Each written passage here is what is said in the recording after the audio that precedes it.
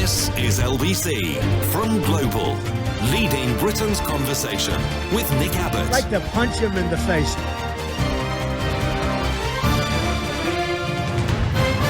What the hell is going on? Hey, how's that whole kick stupidity out of football thing going? Oh, fabulous. Yeah, I thought so. The weather, the bit of the news that actually affects you. Sunday may be on the windy side with sharp breezes from Scandinavia, wherever that is. They'll bring temperatures to around 11 degrees centigrade, and you double it and you add 32, so double 11 is 28, and it's like 28 and 32 is like, I don't know, 60? 60 degrees, can you believe that? No. This colder wind is going to come from Scandinavia, and because it comes from there, it will have it will come with the benefit of some hot hygge. But, and it's a big but, the cold weather will likely not last next week. We're set for sunshine and warmer weather. Finally, it'll feel like it did back in February. Met Office forecaster Dean said it's a cold and frosty start to the weekend with widespread frost for most areas. He says Sunday will be windier and breezy with clouds and spots of rain, mostly in Cornwall and Northern Ireland. Arr, arr, arr. He said it will be colder at 11 degrees centigrade, but because of the winds, it'll feel even more chilly than that. So I looked up the long-range weather forecast. Would you like to know? Negative. Many places are going to be dry until the end of the month. This is till the end of the month, right? It's a couple of weeks from now. Many places are going to be dry, bright or sunny spells. And I certainly hope, and I really mean this, that one of these areas will be yours. Dry and sunny, most likely warm for the time of year. Now, they aren't sure, but during Easter and the start of the following week, the weather looks likely to become more mixed with some rain at times, but still with a good deal of dry weather and some sunshine. Temperatures will trend from slightly above average to nearer normal overall. But it will still be quite warm in the southeast, which is why it's more expensive to live there. And what about the first 2 weeks of the next month? January, February, March, April, May. Well, they aren't sure about that either. They don't seem to be sure about anything at all. They've got a computer the size of a football pitch, and it costs hundreds of millions of pounds. They've got all sorts of electricity being squirted up it, and all it comes out with is... Yeah. We'll get back to you. They can tell us what the weather was like yesterday, but as for tomorrow, haven't got a clue. They aren't sure about the first couple of weeks of May, but... the weather is more likely to be rather mixed and more unsettled with showers and longer spells of rain. Well, I suppose we need it. However, all areas can expect some drier and brighter interludes. Temperatures are likely to be near or slightly above average during this period, with warm conditions probable in the south and the southeast. However, there will be some marked day-on-day variations, as happens at this time of year. Listeners in Glasgow will get their own weather. Correct. And I'll check while you wait.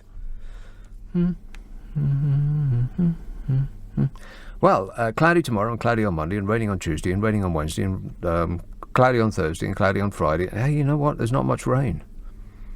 Over the next 2 weeks, you're going to get 3 days of rain, but of course you will not see any sun. But Glaswegians aren't very fond of sun. Ain't that right? Yes. Now, there was a big poll out, or there was. Get your tenses right, idiot. There's going to be a big poll out tomorrow, which will show that support for the Conservative Party has sunk to its lowest level in 6 years. Hey, how's that whole Prime Ministership working out for you, Theresa May? Oh, fabulous. It's been oddly high, the Conservative Party rankings, considering what's been going on lately, and what with them having been in power for what seems like an epoch. So that's not really surprising that their popularity is plunging. In fact, it is a surprise that they were doing so well. Odd that, ain't it? It's almost as though they don't have a viable option, the people. You know, what with Beardy and all. The Tories would only get 28% of the vote tomorrow. 28%!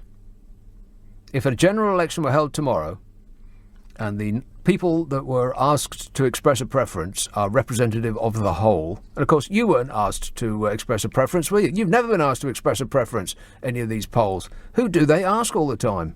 Not you, not no one you've ever met. But anyway, this is what they do for a living, and it's supposed to be a weighted poll. And they say that the Tories would only win 28% of the vote if a general election were held tomorrow. Labour would be on 32%. That's according to a YouGov poll for the Times. UKIP would take 6%. Huh. They're always there or thereabouts, aren't they? UKIP.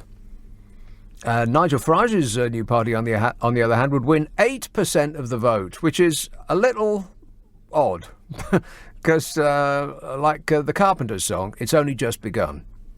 That seems a bit knee-jerk to me. 8% of the public would vote for a party that they never heard of last week. Really? That's the cult of personality, that is. You're very popular, Uncle Nige. With 8% of the population. Meanwhile, the Liberal Democrats would score 11. God, they used to do much, much better than that. But it's not Nick Clegg's fault. It's all your fault. 11%. For the Liberal Democrats. I think they'll make a charge back. Change UK, on the other hand, formerly known as the Independent Group, would win 3%. I bet you'd forgotten that they existed. What with everything that's been going on, all this swirling, heady political action that's been going on, I bet you'd forgotten that they existed.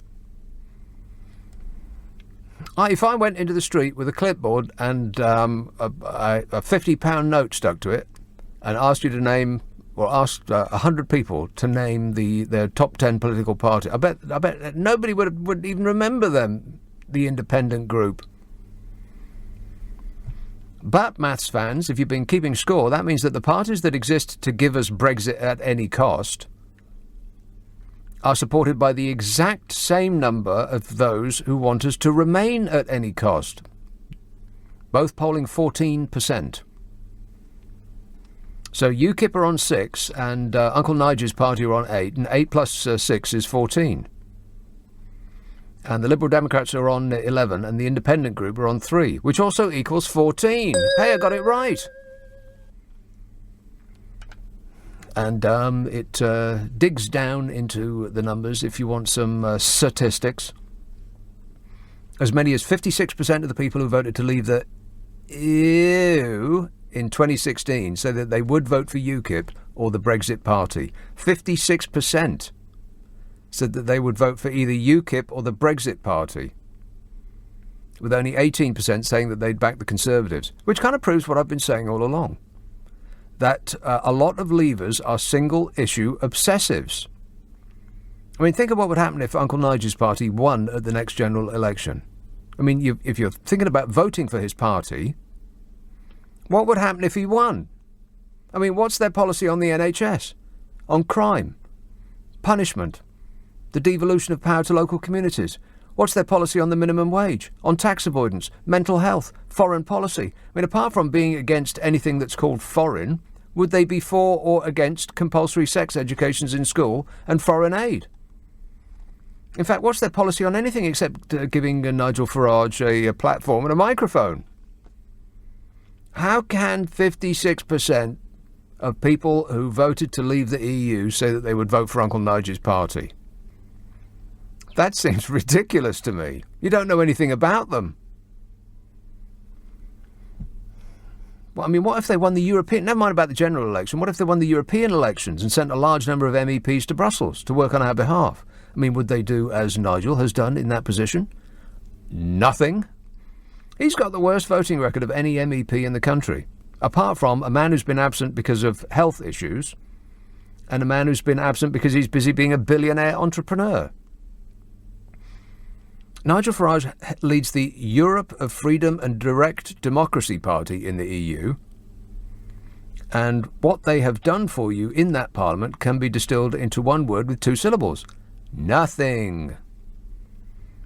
I mean, they've filled out their expense forms and they've taken their salaries and they'll no doubt take their pensions, but for actually working on behalf of their constituents, well, what have they done? You tell me.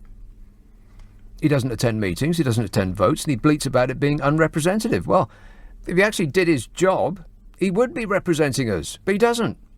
Why would anyone vote for someone who is not going to act in their interests? It seems bizarre. And it gets weirder, because the same poll that put the Brexit party on 8% if a general election was called tomorrow would put it on 15% if that election was for the European Parliament. You've got to be kidding me. Well, the whole world's gone crazy. 15% for a party that didn't exist last week that you don't know anything about. To go to work in the European Parliament, which we already know they wouldn't do. Labour would lead on 24%, followed by the Conservatives on 16%. Now, why would people choose different parties based on whether they're going to be either voting in a general election or a European election? That don't make no sense neither. UKIP would be on 14%, the Lib Dems and the Greens are about 8% each, and Change UK, that party that you'd forgotten about, 7%. And they asked 1,843 British adults, a great number of whom should be prevented from reproducing, never mind voting, unless that's a controversial thing to say, in which case I withdraw it. I mean, what's got to happen from now on, it seems to me, is that the young have to get involved. And when the young think about going out and voting for the European elections, they say, as with one voice, boring! But you know what? It might not be saving the planet directly, which they seem to be very engaged about, and I'll talk about that in a minute. But the things that the EU decide will have a bearing on the future of the planet and the future of the country, whether we're in or out. So when the elections to the EU happen, everybody's got to get out and vote. Because if you don't, then you just leave the running of the country to the permanently furious and shouty. Because you know they're going to get out and vote, whatever the weather. The two newest forces in the data are the independent group, who want to campaign on a platform of seeking another referendum, with the option to remain, and the Brexit Party, whose frontman Nigel Farage declared we cannot have a second referendum until we've implemented the first. Well, he certainly did not and would not ever say that we should have a second referendum. We should have a second referendum. Nobody can say that he would ever endorse a second referendum. Unless they did a quick internet search, and then they would find that not only did he say that, but he also famously said that if the first referendum was 52 to 48, then it would be unfinished business, expecting to lose by that amount.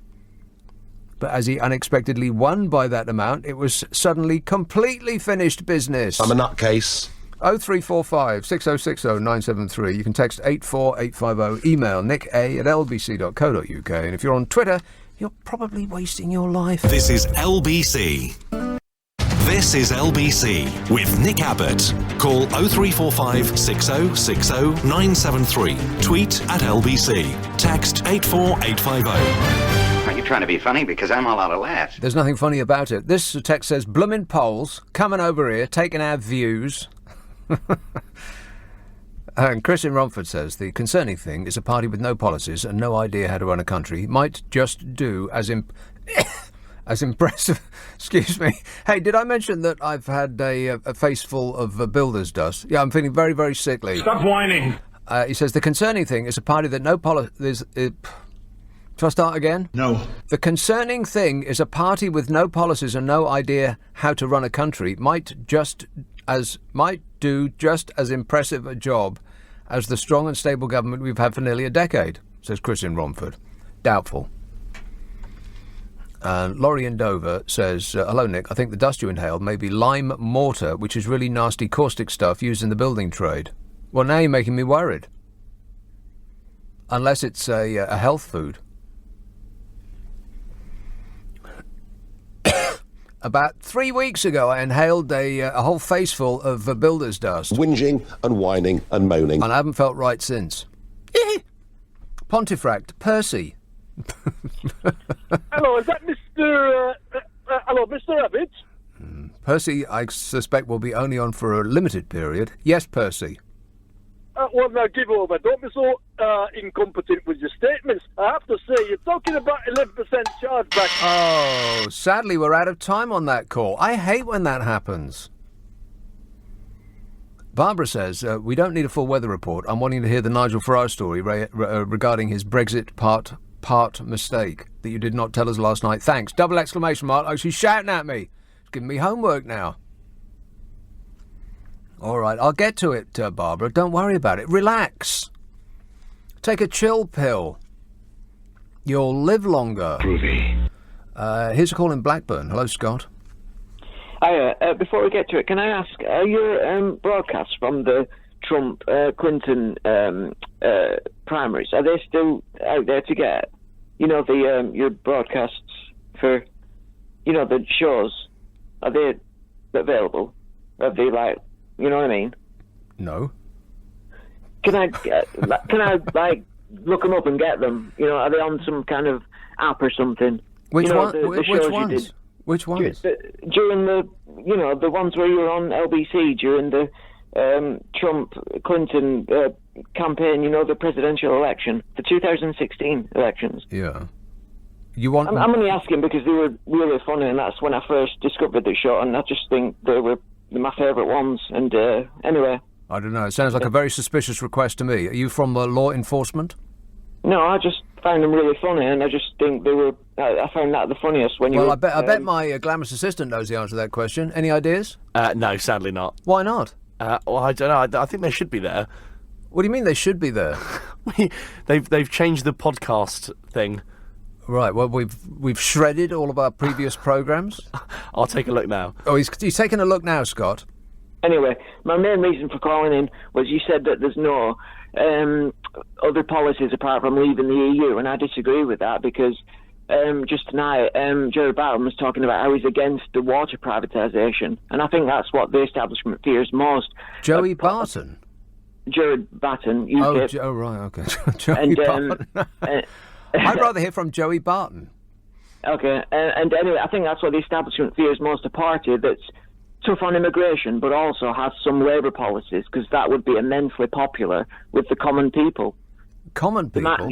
That's a bit yeah, rude. Regular people. Oh, I think, because I'm one of them. I'm a peasant. Well, I don't know. Regular? What, normal, you mean? Whatever, yeah, I'm one of them, so it's not really rude for me to talk about my own people, Yeah, I think the jury's out on that. I think they want peaceful, and foreign policy-wise, they're very good. Nigel Farage wants peaceful relations with Russia. He didn't want to go into Syria, and that's a good thing. It's the establishment. He wants peaceful... That sounds like he's just repeating what Donald Trump says. Yeah, well, I refer you to the answer that my close personal friend Vladimir Putin gave. What? That there's no collusion whatsoever, and that it's a democratic... If you want Russian collusion, Hillary Clinton... Oh, my God. The Hey, Clinton Scott, syndicate. here's a good idea. Stop reading the internet, because it's frying your I don't brain. have internet. I don't have internet. I don't have it. You don't have the internet. Well, that's alarming. I don't. Well, where did you get this conspiracy theory about it was Hillary Clinton that was colluding with the Russians? Because that's all over the internet. It's conspiracy theory nut jobs who read that on Facebook and then just repeat it verbatim over and over again. Let me rephrase. What I meant was murky corporations, big business and big government merging to do deals with foreign leaders through the Clinton thing. It's just because it sounds crazy. Just because it sounds crazy doesn't mean that it's not crazy. So you're saying the Clinton... Yeah, unless it actually is. Yeah, it was Hillary Clinton who was colluding with the Russians, because that makes total sense. So she's completely clean and she's a decent, 100% fine, upstanding... Anybody is compared to Donald Trump, if that's your question. I disagree, I think, because... Well, I don't care whether you disagree, Scott. You've been wrong about many things on this call so far, and we'll just mark that up as one of them. Good grief. Excruciating. He doesn't get the internet. My eye. That stuff is all over Facebook. Oh, it was Hillary Clinton that was colluding with the Russians, and Donald Trump ain't done nothing to no one. He's legal, decent, honest, and true. Yeah. Sure he is. I'm a person that wants to tell the truth. I'm an honest person. He lied. Oh, by the way, Donald Trump might be forced to give up his tax returns. This is getting very exciting. Anybody want to see his tax returns? Of course you do. I'll just talk about this. Wait 1 minute. A top House Democrat has given the IRS, the Internal Revenue Service, until April the 23rd to hand over President Donald... That is never going to sound right. President Donald Trump. It still sounds weird. I'm president. Can you believe it? No. forcing them to give over President Donald Trump's tax returns, saying that the law clearly gives Congress a right to them, which it does. The demand from Representative Richard Neal, the House Ways and Means Committee chairman, comes after the Trump administration asked for more time to consider his initial request last week. More time. More time standing at the shredding machine. I bet it's working 24 hours a day, trying to clean up his books. Richard Neal, a Massachusetts Democrat, argues that a 1920-era law saying that the IRS shall furnish any return request by Congress is unambiguous and raises no complicated legal issues that the Treasury Department's objections merit. Donald Trump has just been whining and whining about... Okay, I back off from that. Donald Trump is not a whiner. I'm a whiner, and I keep whining and whining. He declined to provide his tax information as a candidate in 2016 and as a president, something that party nominees have traditionally done in the name of transparency. But he's not an honest person. I'm a person that wants to tell the truth. I'm an honest person. Even Tricky Dicky Richard Nixon released his tax returns. The American people need to know I am not a crook. During the campaign, Trump said that he wanted to release his returns. He said, I'd love to release them, but I can't because you can't release them when you're under audit. Liar! You can. You can release them when they're under audit. Plus, he's not under audit. His contention is that he's been under audit for 10 years in a row. No one is. He just doesn't want to release them because they're all totally legal and above board. He doesn't want to see anybody. He doesn't want anybody to see how legal, decent, and honest and true he is. I mean, there couldn't be any other explanation, could there? Being under audit, even if he was, is no legal bar to anyone releasing his or her returns. You know, before he was a candidate, he said he'd release them if Obama released his birth certificate. You remember Obama, don't you? That's when the world seemed to make a lot more sense. So Obama did release his birth certificate, and Trump still didn't release his tax returns. So he lied about that. When he was a candidate, he actually said that he couldn't release his tax returns because he... And this makes absolutely no sense, but especially coming out of his mouth. He said he can't release his tax returns because he is a strong Christian. I mean, even God's rolling her eyes at that one.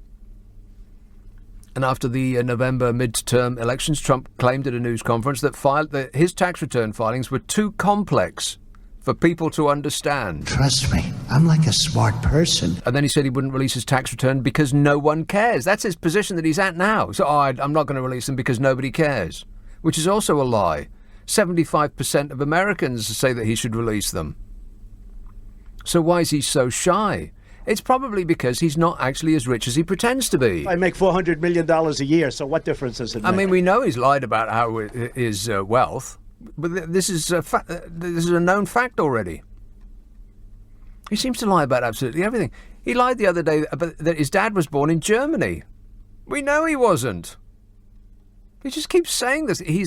No wonder that they wouldn't let him sit down with the mullah for a chit-chat. He'd be in jail right now. So what else could it be? Maybe he's a tax cheat, or he gets a lot of money from the Russians, maybe. It's like seemingly everything else about Ancient Orange. The issue is going to end up in federal court, which is one of the reasons that he was so keen to get his puppets on the Supreme Court. Because he expects them to side with him. You know, I like beer, that guy. He wants the judges that he put on the Supreme Court to side with Donald Trump, to be loyal to Donald Trump and against the American people. That's the plan. I mean, he's spent a lifetime getting away with all sorts of things. And he's terrified that all those birds are going to come home to roost. They could nest in his hair. Oh, shut up! Just a thought. I'm just trying to help. So that might be in the next couple of weeks we'll be able to see his tax return, but probably not. You'll find some way out of it. You'll probably say that, like the wind, if you see his tax returns, it'll give you cancer. I know a lot about wind. Yeah, you know as much about wind as anything else. The screaming Mimi. And he's still got people who are saying, oh, it's nothing to do with Donald Trump. It's all about Hillary Clinton's emails, or Hillary Clinton's nuclear deals, or Hillary Clinton's Benghazi. And they're still banging on about Hillary Clinton. Some old grandma is still banging on about her. And the size of his inauguration crowd, and just goes on and on and on. It must be an absolute nightmare being married to him, Melania. I don't care. 0345 6060 973. You can text 84850. Email nicka@lbc.co.uk. And if you're on Twitter, it's @LBC. And I recommend that guy, my friend I was just speaking to there. Get the internet. It's probably available at a near a telephone in Blackburn. It's almost certainly available in Blackburn, the internet. You want to look at it? Look it up. Oh, the things you'll see on the internet. Disgusting. It's 10:30. The news headlines on LBC with Andy Ivey. A man leading Britain's conversation. LBC with Nick Abbott. Hi, Annie. How are you? I'm super. Thanks for asking. Let's have a call in Enfield. Hello, John. Oh, hello, Nick. Oh, hello, John. Hello there. Hello there. No hard feelings. About what? What I'd like to say... About what? What I'd like to say... Well, I may have upset you recently, I don't know. Did you? What did you do?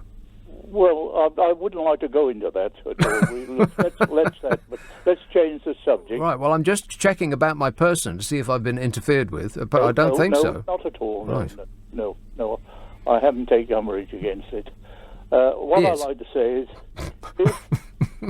exposure of the black hole... a warning to us at the moment. Sorry, what?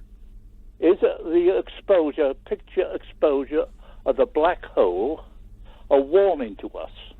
I don't know. It could have been anything at all. It looked like a donut to me. It resembles a Ponzi scheme, very much so. Have you looked at the picture of it at all? Yeah, like I said, it looked like a donut. Notice there's a white ring inside it? Like a donut. Yeah, well, it looks to me as if, it's absorbing, takes the black hole, you go into the black hole, and it's bouncing out again because it's generating so much heat there, and it's just like the Ponzi scheme. Wow, this is like an education, isn't it? No. This is science. Well, it is, but I'm just saying it's a warning to us. About what? Well, what we're doing at the moment, the methods that we're using, financial methods that we're using, which is entirely wrong. All the money's going to the top. Oh, that. Yeah. Changed. Trickle up economics. Yes. Yeah, well, economics comes into it, but also, shall we say, the Green Party seems to be the only party that may be trying to do something about it. Are they? Well, it seems to me. Well, they want to get a lick on. Well, I'm hoping so, but the thing is, there's so much interest out there, and people want to. Do you mean financial interest or financial interest? Who want to acquire great, massive wealth? Yeah. And it's right at the top at the moment, and it's in this country. It's endemic. Right. Well, you're making a lot of sense, John. Well, thank you. And you from time to time, you make a lot of...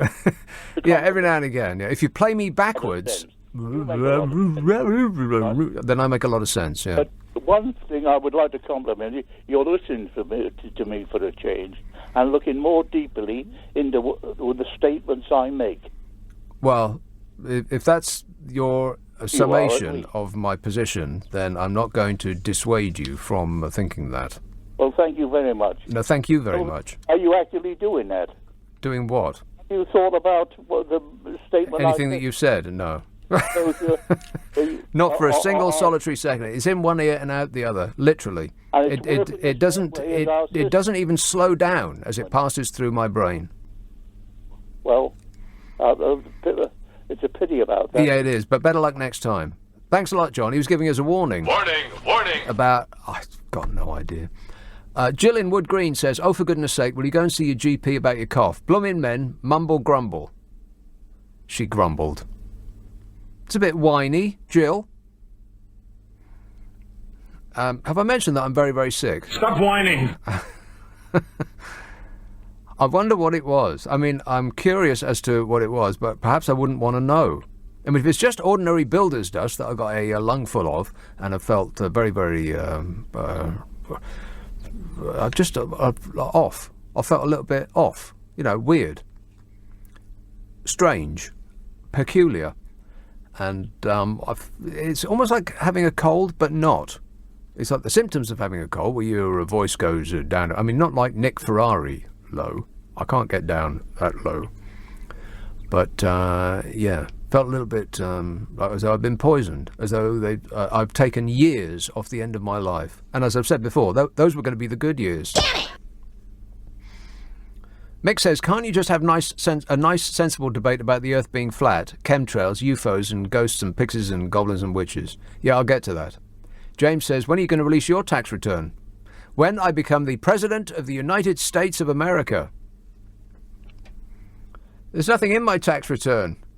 It's like most everybody else's tax return that isn't a millionaire or a billionaire. It's perfectly ordinary. You add up how much you've earned. You pay the prescribed amount of tax. The end. Orpington. Hello, Eddie. Hello.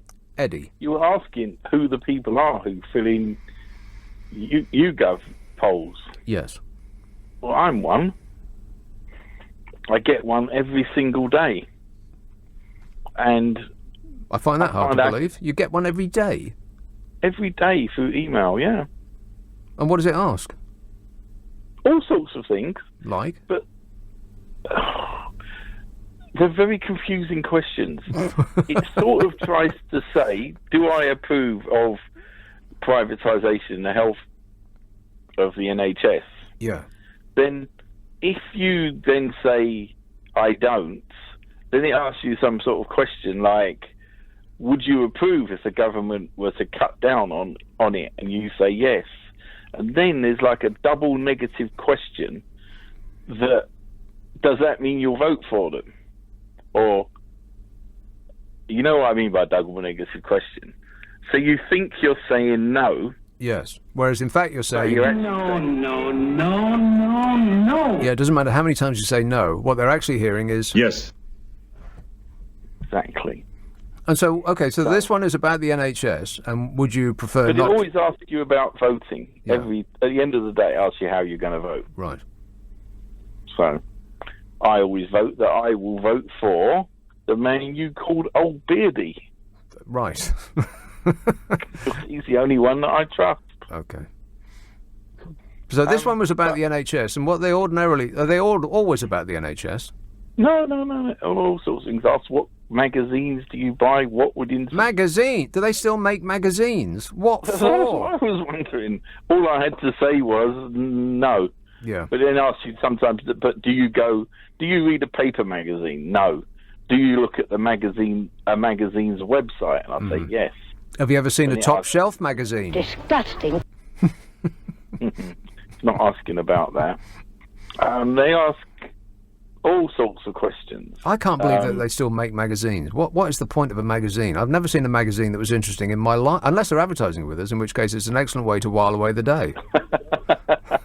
Yeah, I should have like checked. I used to go to a central London place that did my hair before I decided to say, oh, the hell with it, I'm just going to get a £9 haircut at the local barber's. And I can't tell the difference, to be honest. But I used to pay stupid amounts of money to get my hair cut, and they would always have a selection of magazines, which were all stupid. It's just adverts from beginning to end, and the bits that weren't adverts, you couldn't tell the difference between whether they were an advert or not. Why would anybody buy that stuff? I don't know. I think the Green Party should get all over this, because it seems like a dreadful way to use a tree to me. Yeah, but you know the ones about homes. Homes, yeah. You know, home style. They're the ones where you can't tell the adverts from the editorial. No. In fact, I don't even know if there is any editorial. There'll be a giant room the size of a warehouse with nothing in it but like a sofa. But it's so small you need a magnifying glass to see it. Yeah. Anyway, from my experience, to sum up, of doing these polls and the misleading questions, I wouldn't put much score by a YouGov poll when it says 34% will vote for. Right. Well, I would, because it's what they do for a living. If you can't understand the question, then maybe you should send back the poll. Get off their list, Eddie. Haven't you ever seen any yourself? No.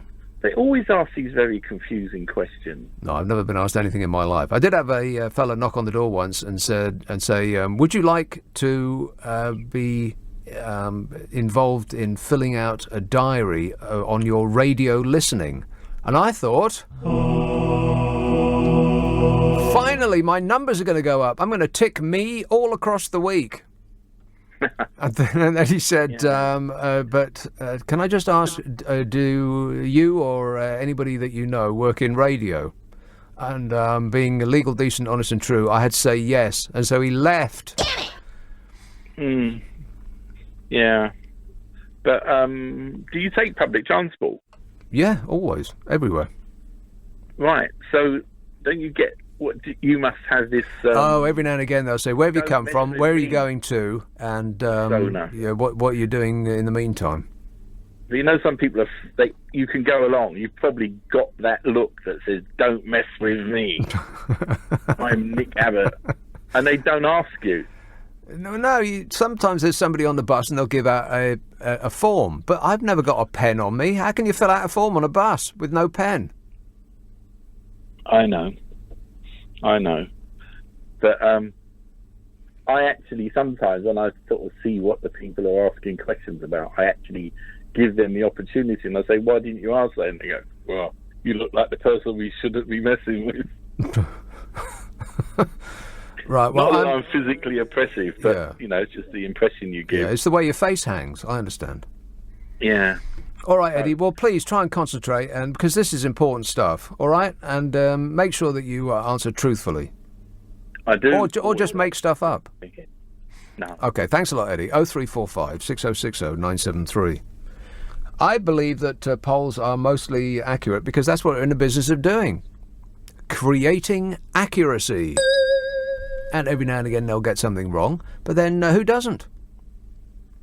Jane in Liverpool called in to say, what, she didn't want to hang around? Busy? She called in to say, Jeremy Corbyn doesn't mind if we leave the EU because when we are all starving, he's got his allotment and his big marrows. Look at the size of his marrows. Yowza. Huge, that's what I heard. 0345 6060 973. You can text 84850. Email nicka@lbc.co.uk. And if you're on Twitter, it's @LBC. Friday and Saturday night at 10, Nick Abbott, LBC. Let me just remind you about my podcast. It's got Easter eggs in this episode. It's got, we're talking about the Game of Thrones and the possible spoilers that will get thrown at us. It's got an excellent call from a senior citizen who had as much energy as all of us put together. She was great. And there's some other of my favourite amusing calls on there as well. The podcast is called The Nick Abbott Habit. If you download Global Player, then Apple people can find it on there. But while we're sorting out the Android version, you can find the podcast wherever they give podcasts away. Ask for it by name, The Nick Abbott Habit. At Nick Abbott on LBC. Call 0345 6060 973. I feel lightheaded. That's what I feel. Yeah, it's probably builder's cork or asbestos, I expect. Something very, very dangerous to my health. Stop whining. Dave says, God rules and reigns. The earth is his footstool. He has power, authority and dominion, and he is sovereign. What on earth is this about? Is this worth reading? Yeah. All right. Well, it better be. You seem very sure of yourself. God rules and reigns, his earth is his footstool, he has the power and authority and dominion, and he is sovereign, including raising and bringing down governments. God involves himself in raising and bringing down governments? You've got to be kidding me. He sat out the Holocaust. He's not interested in bringing down governments any more than he's interested in the result of a football match, which makes it really odd to me. It really rubs me up the wrong way whenever a footballist scores a goal and then thanks God for personally intervening in that fixture. Got to be out of your mind. He says, Trump is God's man for our time. He may raise up Nigel Farage for his purpose. Well, the sooner the better. And I mean that in the nicest possible way.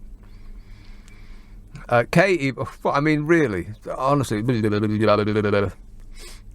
Ooh, I should have washed my hands before I did that.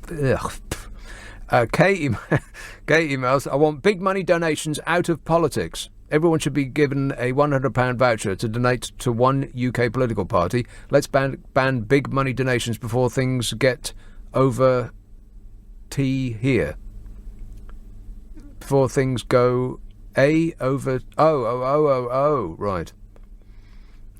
Yes, absolutely. Well, Nigel Farage said that his party has, in 10 days, raised £750,000. Wow. In small donations. That's what he said. Does that sound likely? And this has an explanation in parentheses before it.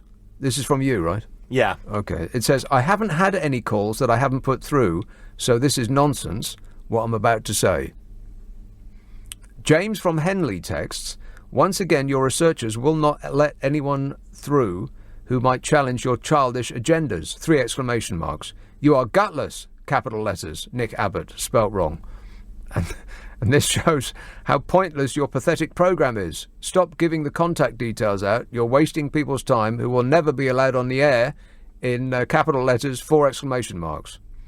You're an idiot, James. You're calling the wrong number. God, it's not like we don't give it out enough. 0345 6060 97. I think we should go to X Directory. They keep calling and calling. Why can't they leave me alone? Another one of these numpties who's hearing voices in his head. You didn't call, James. Catford, hello, Steve. Hi, Nick. Yeah, lies. When is it all gonna? I mean, obviously Donald Trump said that he loved WikiLeaks, didn't he? He did. He said, "I love WikiLeaks. WikiLeaks is tremendous. I love it." And then just recently he said, "I've never heard of WikiLeaks. I don't know anything about it."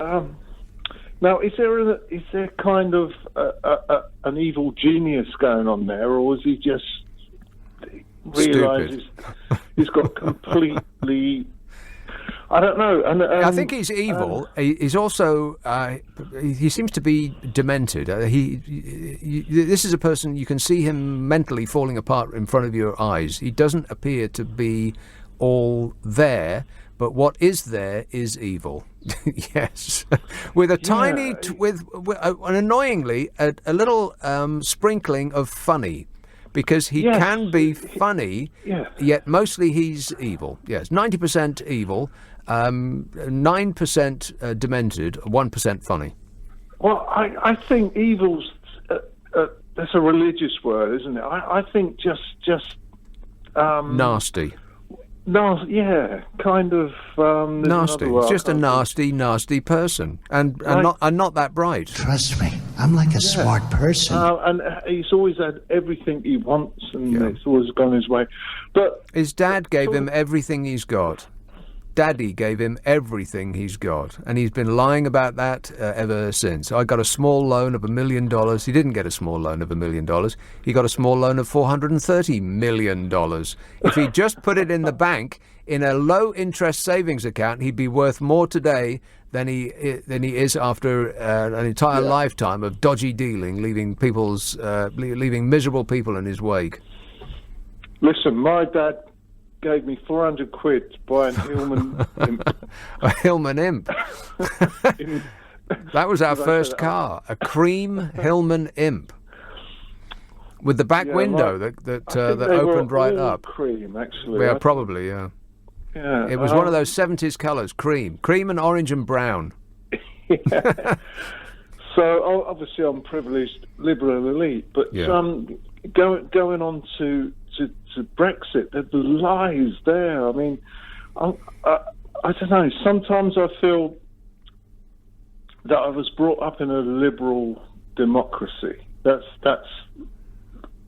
what I like to Well, think. that's the idea. But it doesn't mean to say that people within that democracy are all liberal, small l. No.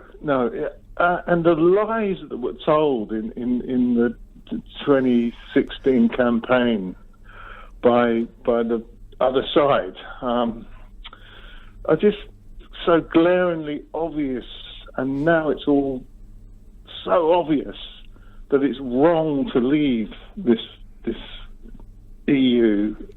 Which is why people are starting to shout, which is why a very vocal minority are starting to shout louder, because they can see their winning lottery ticket slipping from their hands, because someone has persuaded them that that's what this is, a winning lottery ticket. Your life is about to get so much better. And when we do leave, which I fully expect us to do, and life doesn't get better, then, I mean, that's the part that I'm going to be interested in. What's going to happen then? Who are they going to blame then? It's a terrible thing. Someone in Darlington that's unemployed or hasn't had much going, that was an ex-mining town or a steel town or whatever, and suddenly it's kind of a Polish bloke's fault, or I don't know. It's horrible. It's a horrible thing. They're being lied to. That's called time, and it's called the advancement of the human race. We don't still go to work in factories with spinning jennies in them. You know, those skills aren't required anymore. We don't go down the pit and hack coal from the face. Those skills aren't required anymore. Things change, and people will always get left behind if they can't retrain, or they don't have the ability, or they can't be bothered, or they don't have the investment. That's true. You're quite right. There was no investment, and there was no thought for. And there continues to be no investment, because the futures, the jobs of the future, we're not investing in now. I mean, research and development in this country is absolutely rock bottom. Any money that comes the way of business is most often spent in further enriching the people in what they call the C-suites, the chief executives at the top of the building. Those people, they're not investing in the business anymore, partly because of Brexit. I mean, you'd be mad to invest in a business in this country, which is outward facing, because you've got no idea where we're going to be in 6 days, never mind about 6 months.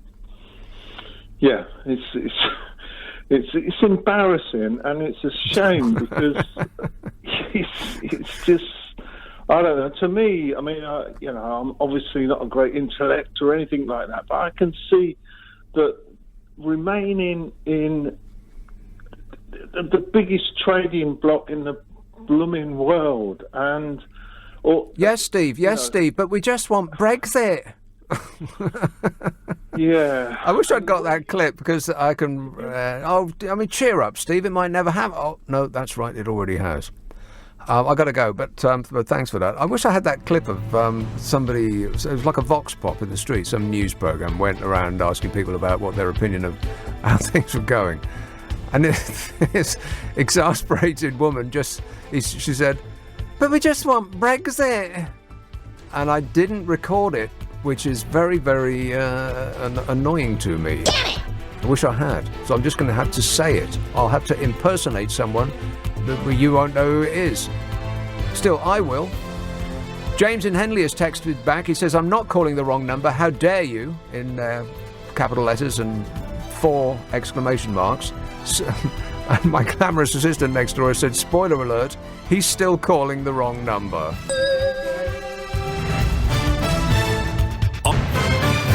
This is LBC from Global, leading Britain's conversation with Nick Abbott.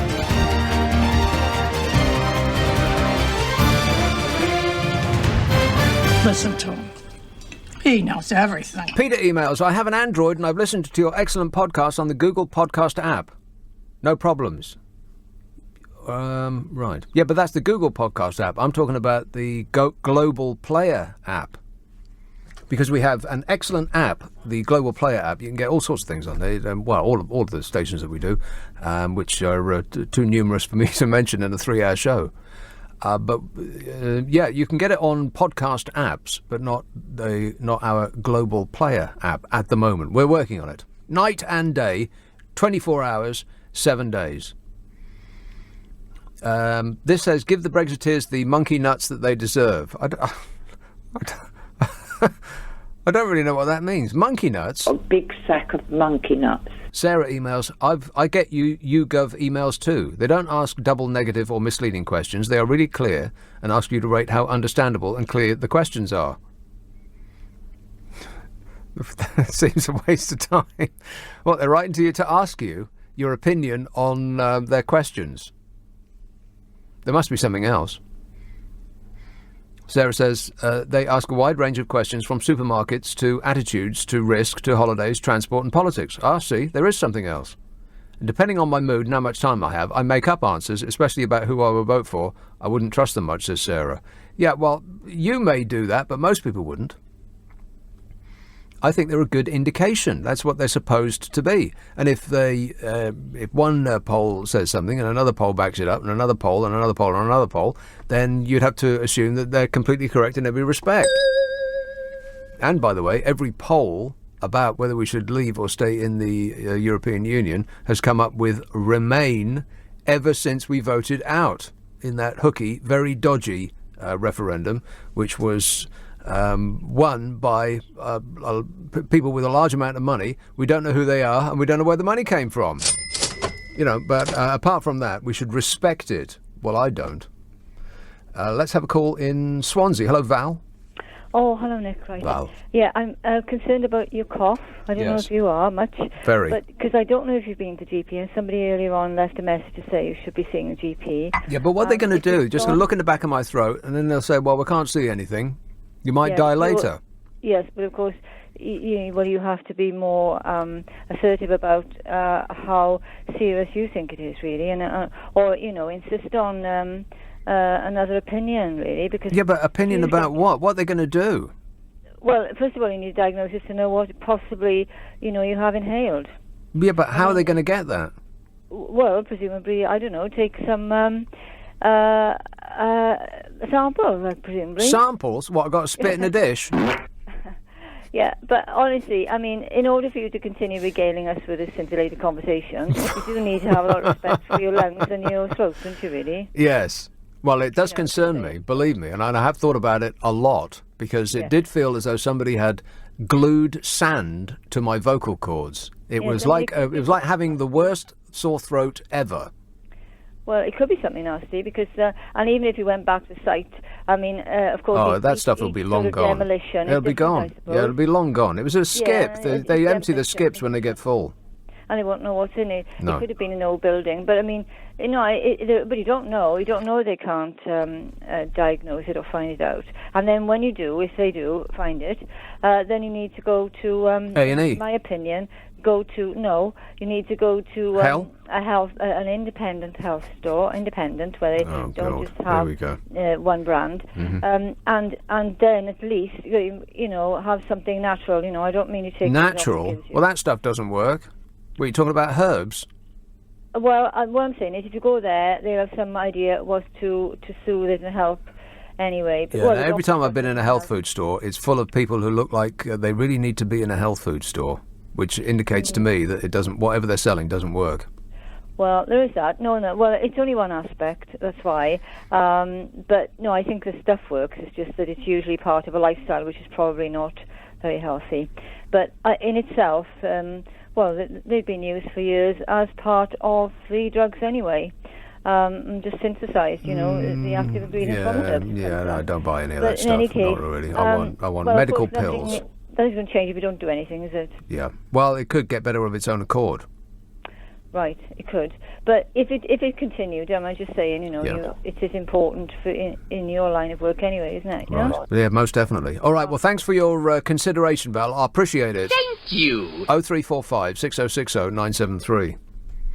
Did I mention that I've got a face full of builder's dust? Yes. Once or twice. I think it may have slipped out. Chris in Wickford says, we just want Brexit, was a woman in Coventry on a BBC News piece. Well, maybe my glamorous assistant can look that up for me and email it to me, because I want to use that again and again and again. She was very, very funny. I mean, she was absolutely exasperated. She was waiting for her life to get better See, this is the lie that people have been sold, that their life is going to get better. But we just want Brexit.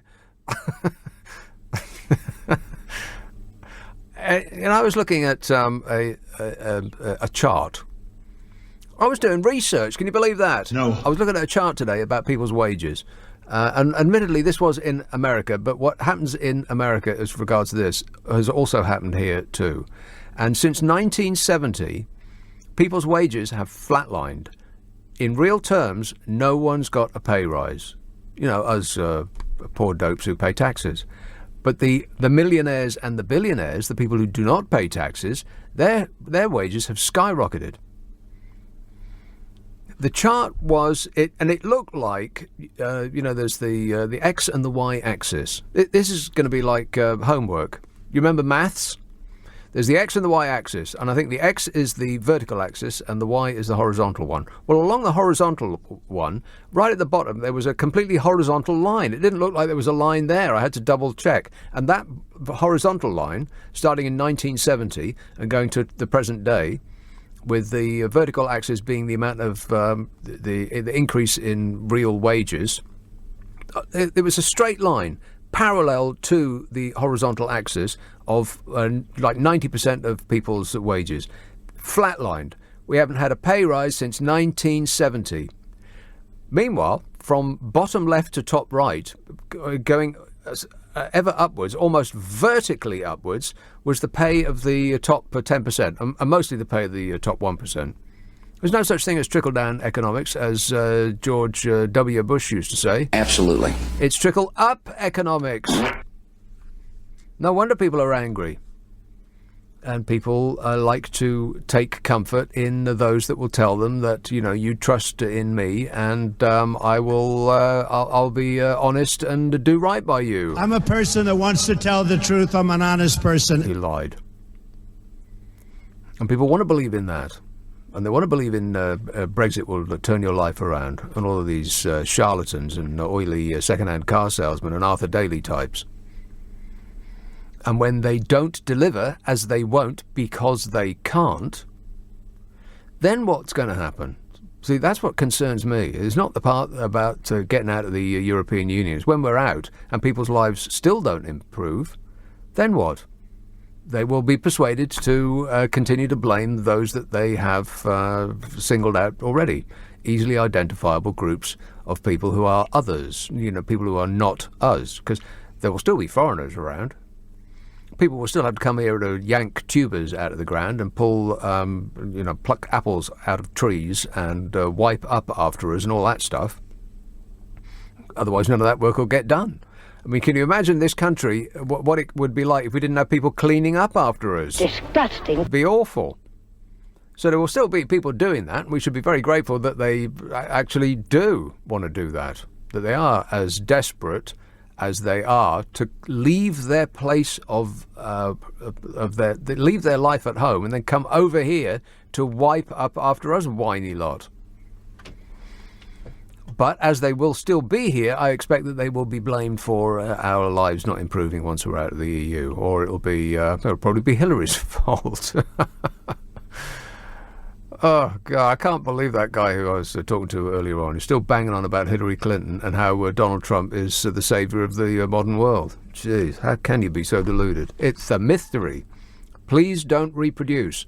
I'm begging you. Chris in Watford's... Oh, no, I've read that. Zara says, you might be reassured to know that half a century... I'll start again. You might be reassured to know that half the country seem to have a bug that is affecting throat and chest. I lost my voice completely for 7 days. I had a horrible cough, and I'm still squeaky, says Zara. Oh, really? Well, that's nice, but we're not talking about you. Talking about me.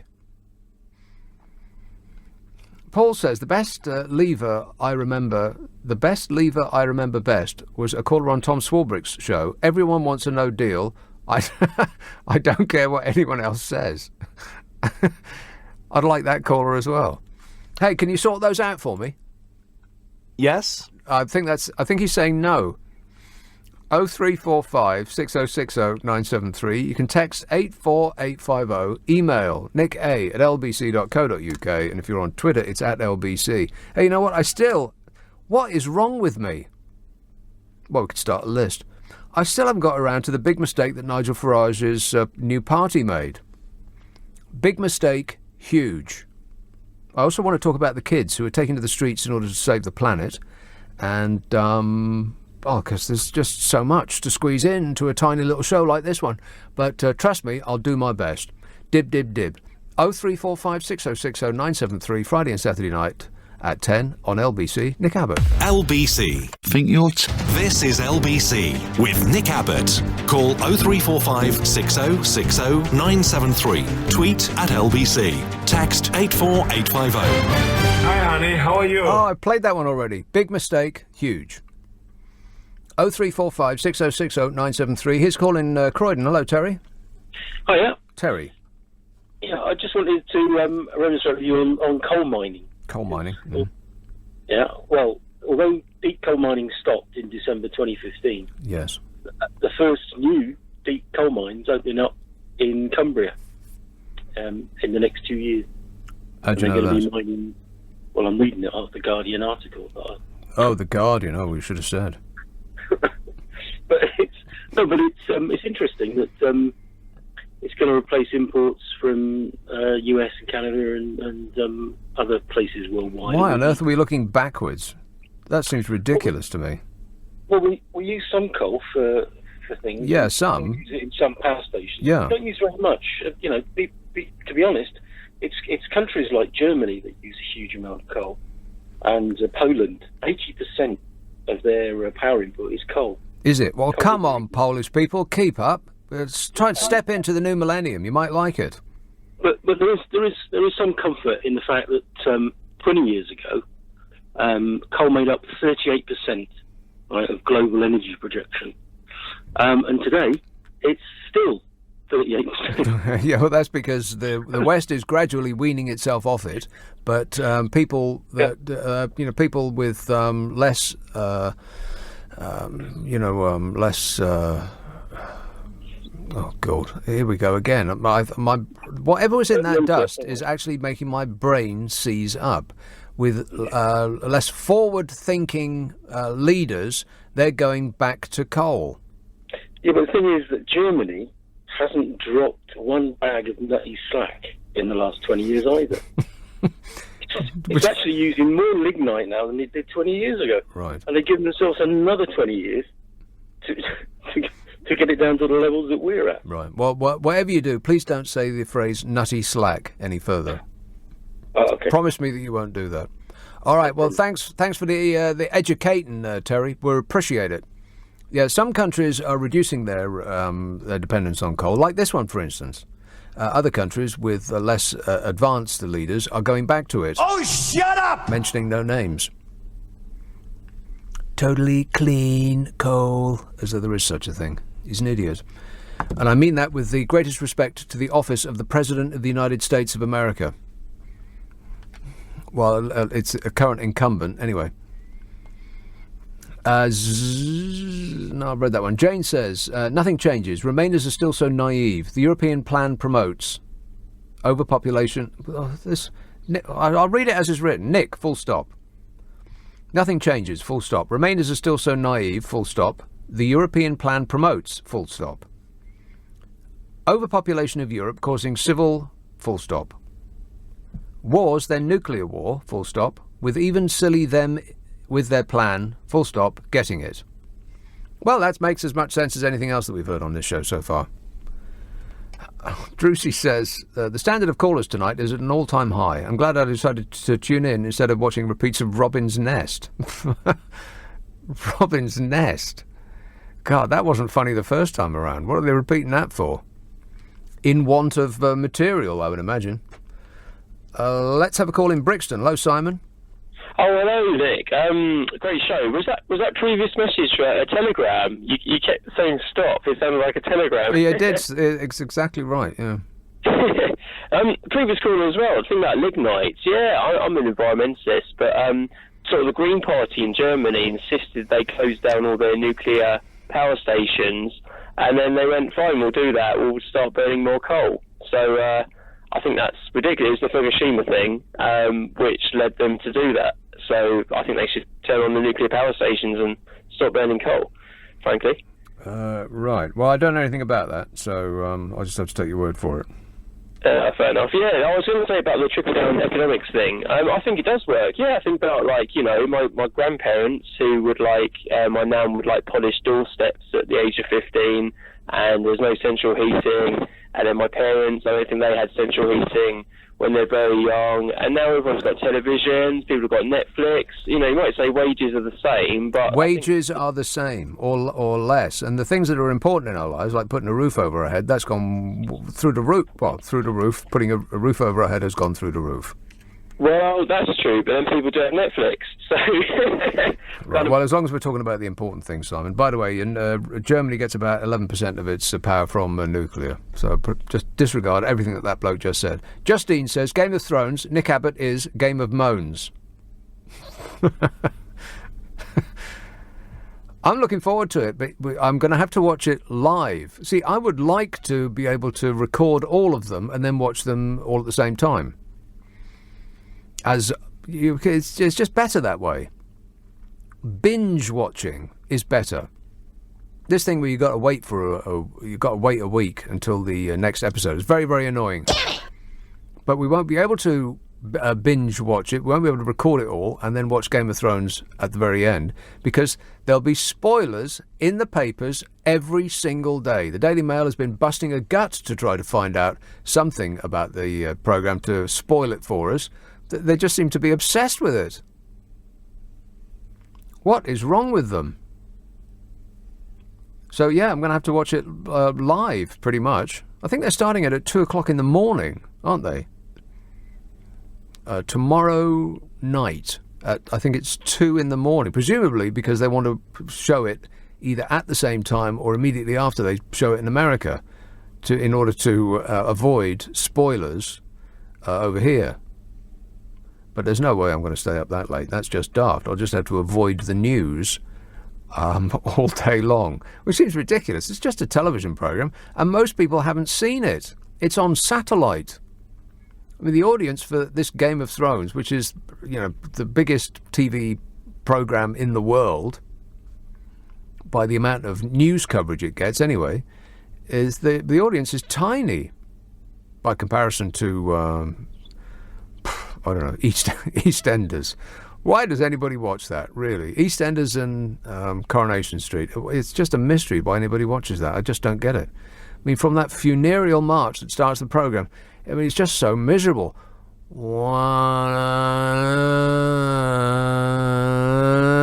mean, why would you watch anything after that? Painful. I'd watch Robin's Nest rather than watch that. Robert says, feel like you've been poisoned. You've spent the last 5 years lampooning Vlad the Insaner and little Kimmy Rocket Man. You're on borrowed time, champ. Well, that's exactly what I thought. Yeah. It's Vlad the Insaner's fault. He must be the mastermind behind this. Oh, no, it's no problem. Aurora email. Aurora. If that is your real name, he or she says, or it perhaps, maybe your cough is a symptom of your Trump Tourette's. Stop talking about President Trump. Maybe it will go away. Just a suggestion. Well, if I stop talking about him, maybe he will go away. Wouldn't that be great? Let's have a call in Sevenoaks. Hello, Mark. Hi. Mark. Hi. You've been saying that the polls have been against Brexit since the referendum. Yes. And I was thinking that how on earth does anybody have a chance of negotiating from strength under those circumstances? I mean, there are all these amateur poker players who come on and threaten them with no deal. Well, surely they'll just call the negotiations bluff under those circumstances. Because if there's already a Remain majority and we go to no deal, then they know that even Brexiters who don't like no deal would join the Remainers, and at the next general election it'll all go to pieces. I feel kind of sorry for Theresa May. I know that may sound weird to say it, but I feel sorry for Theresa May. She's been gifted this giant turd sandwich by her predecessor, who is a numpty, and he should be locked in a shed. I think this is nonsense. And she's tried to fashion something out of it in an impossible circumstance. Poor Mrs. M. How's being PM working out for you? Dreadful. Yes, I think also that there's been a sort of misconception by the Brexiteers. At the time of the referendum, Brexit appeared, I think, something like one thing. But remember that Remain only just failed to get a majority at the referendum, and the Conservatives only just failed to get a majority at the next general election. But nobody's saying it's undemocratic to have a Conservative government, and that's because a non-Conservative government wouldn't be one thing, if you see what I mean. There's a split between the non-Conservatives, and there's obviously a split amongst the Brexiteers that has become more and more evident as time has gone on. And that's essentially why they're not getting Brexit. Well, yes, because nobody can agree on what they want. I mean, they don't seem to be able to understand that that's the same reason why we still have a Conservative government. They don't object to that, and yet they do object to the fact they're not getting Brexit, because Brexit isn't one thing anymore. But we just want Brexit. Yeah, but doesn't I mean, that's just like saying we just want the non-Conservatives to be the government. It's like saying we just want our lives. It's like saying we just want our lives to get better. That's what they were promised. It's not going to happen, and I'm just curious as to what's going to occur after they get Brexit and their lives remain the same. What's going to happen then? Well, I think that that if Brexit is implemented, then whatever form of Brexit is implemented, the Remain support will go up, because those Brexiteers that are dissatisfied with it will effectively join Remain. And then, come the next general election, the Labour Party will put in it, or at least allow its candidates to put in their manifestos that they want to return. And that will be the end of it. I don't know. How do you know that? Well, the problem the Labour Party has is that they have a vast majority of their members in favour of being in the EU. Yeah, but that's the same problem. The same problem the Conservative Party have. We're all down the middle. We're 50-50. I think we should make two different countries. Well, I have suggested that we put the instead of having the border in Ireland, have a border here if they can do it with the technology. What, in Sevenoaks? Sorry? In Sevenoaks.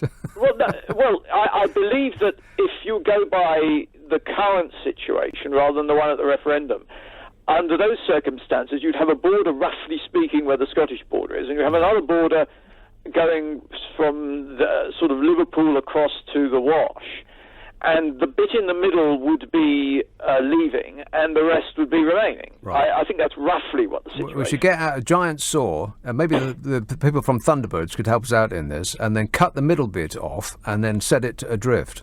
Well, I mean, if they're saying that you can have a border on Ireland working with technology, then you can have a border on Britain working with technology.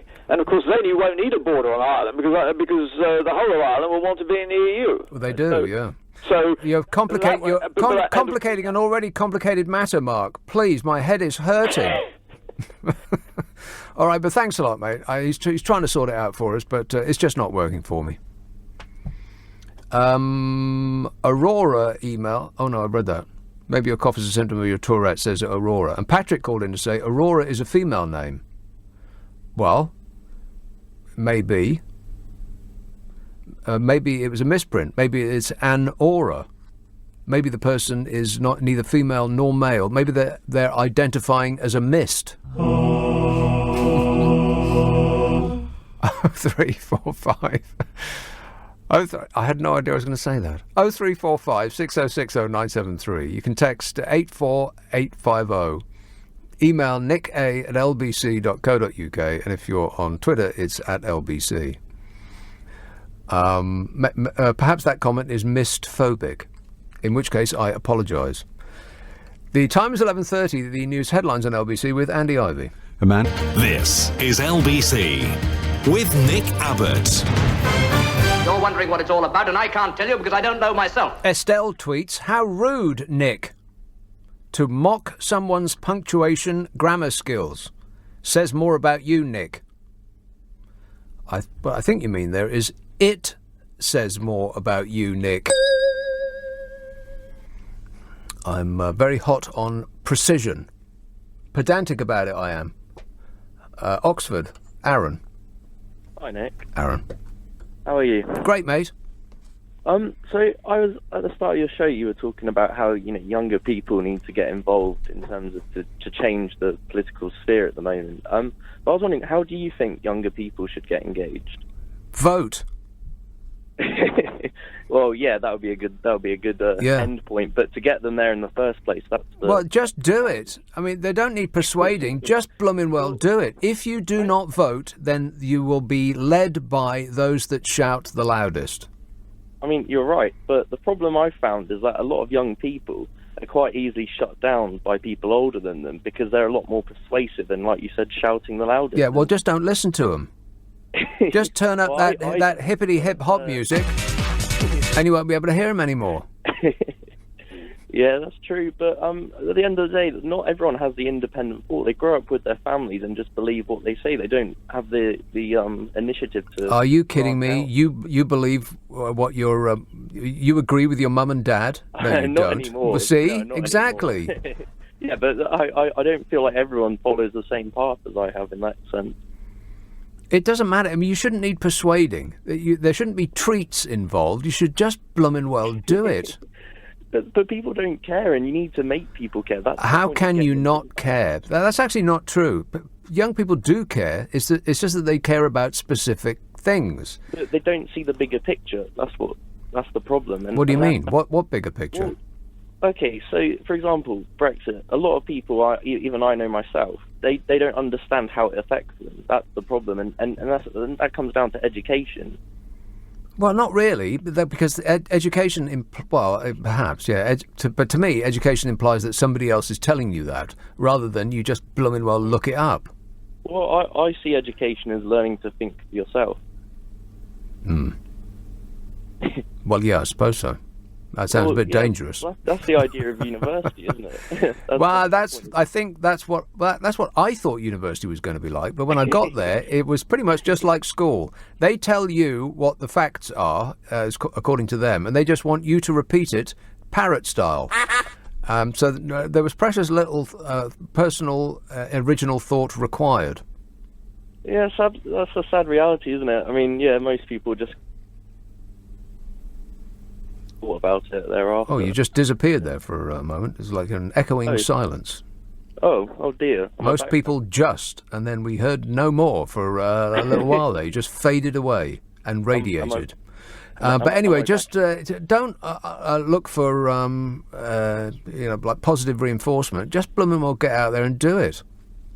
I'm just speaking on behalf of other people my age. That I know that myself. Right. Well, what about climate change? Well, climate change, everyone seems to be engaged in, but right. At the same time, they don't want to sacrifice the luxuries that damage the climate. Of course, yes, yeah, absolutely. People want the world to be clean and a better place, but they don't want themselves personally to have to suffer in order to get it that way. Yeah, but people are engaged with climate change, and all this stuff matters. I very much doubt that Nigel Farage's new party has got a policy on climate change. I mean, I wouldn't think so. It'd be down at the bottom of their list, I would think.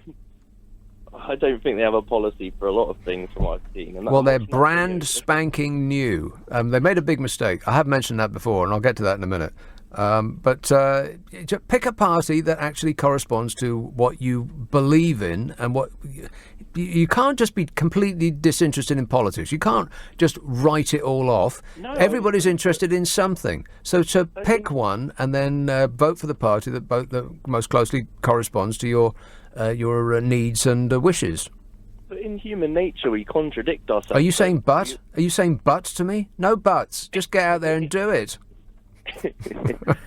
We always contradict ourselves, though, don't we? We all, there's times where I've had a thought which is maybe supporting Brexit, and then another time I'm like, no, that's absolutely ridiculous. We keep changing our minds. That's our problem. Well, I don't think that's most people's problem. I think most people made their decision 3 years ago based on no information of any kind whatsoever, and have refused to even countenance the idea that they would change their minds. So that's just you. That's just the free thinker, Aaron. I think you're going to have to pick a side. Well, I found with Brexit, I think Einstein once said, if you can't explain something to a 6-year-old, you don't understand it. And I've had nobody come up to me with a really good explanation of what Brexit is. I don't know anyone who's read the whole 500-page document. Even the people that wrote it haven't read it. That's extremely worrying. Not even a spell check.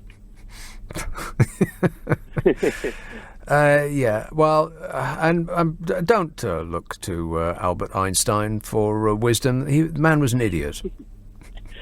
What he knew about science, you could write in the back of a stamp. But anyway, Aaron, I've got to go. Thanks a lot, mate. 0345 6060 973. Yeah, the kids are all up and animated about climate change. Well, that's good. So when the next elections are coming around, just pick a party that most closely represents your feelings about climate change. The effects of climate change will probably make Brexit seem like a tea party. It won't make any difference when the waves are lapping at your eyebrows. And they're going to start ramping it up a bit. There was a march, there were many marches actually just the other day. Students across the UK took to the streets yesterday to call for the government to tackle the climate change crisis. And the government said no. And furthermore, they said, no. I think their collective response was to pat these kids on the head and tell them to go home and not worry about it. But students had to do this, because grown-ups certainly won't going to make the government act to tackle the climate change crisis. And there were 30 countries across the globe that also held events, places like New Delhi and Istanbul and Helsinki, wherever that is. And there was all sorts of people there. David Attenborough was there.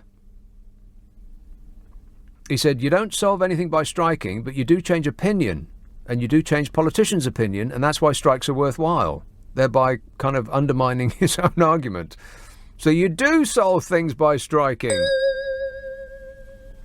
And a march in London brought Oxford Street to a standstill, apparently, but, Oxford Street is always at a standstill. It's one giant line of motionless buses from one end to the other. You could walk the entire length of Oxford Street on the rooftops of stationary buses. But this small fact didn't deter the authorities, who threatened to harass people that were there. One organiser said, the police tried to frighten us with arrests, but we just moved on. We are really sorry for everyone who did have issues with us, but unfortunately this is what we have to do to get our point across to the government. He said, I am very sorry that I screwed up. Yeah, but you didn't. Bringing this to our attention. Because we're distracted by shiny objects. Even dull objects like the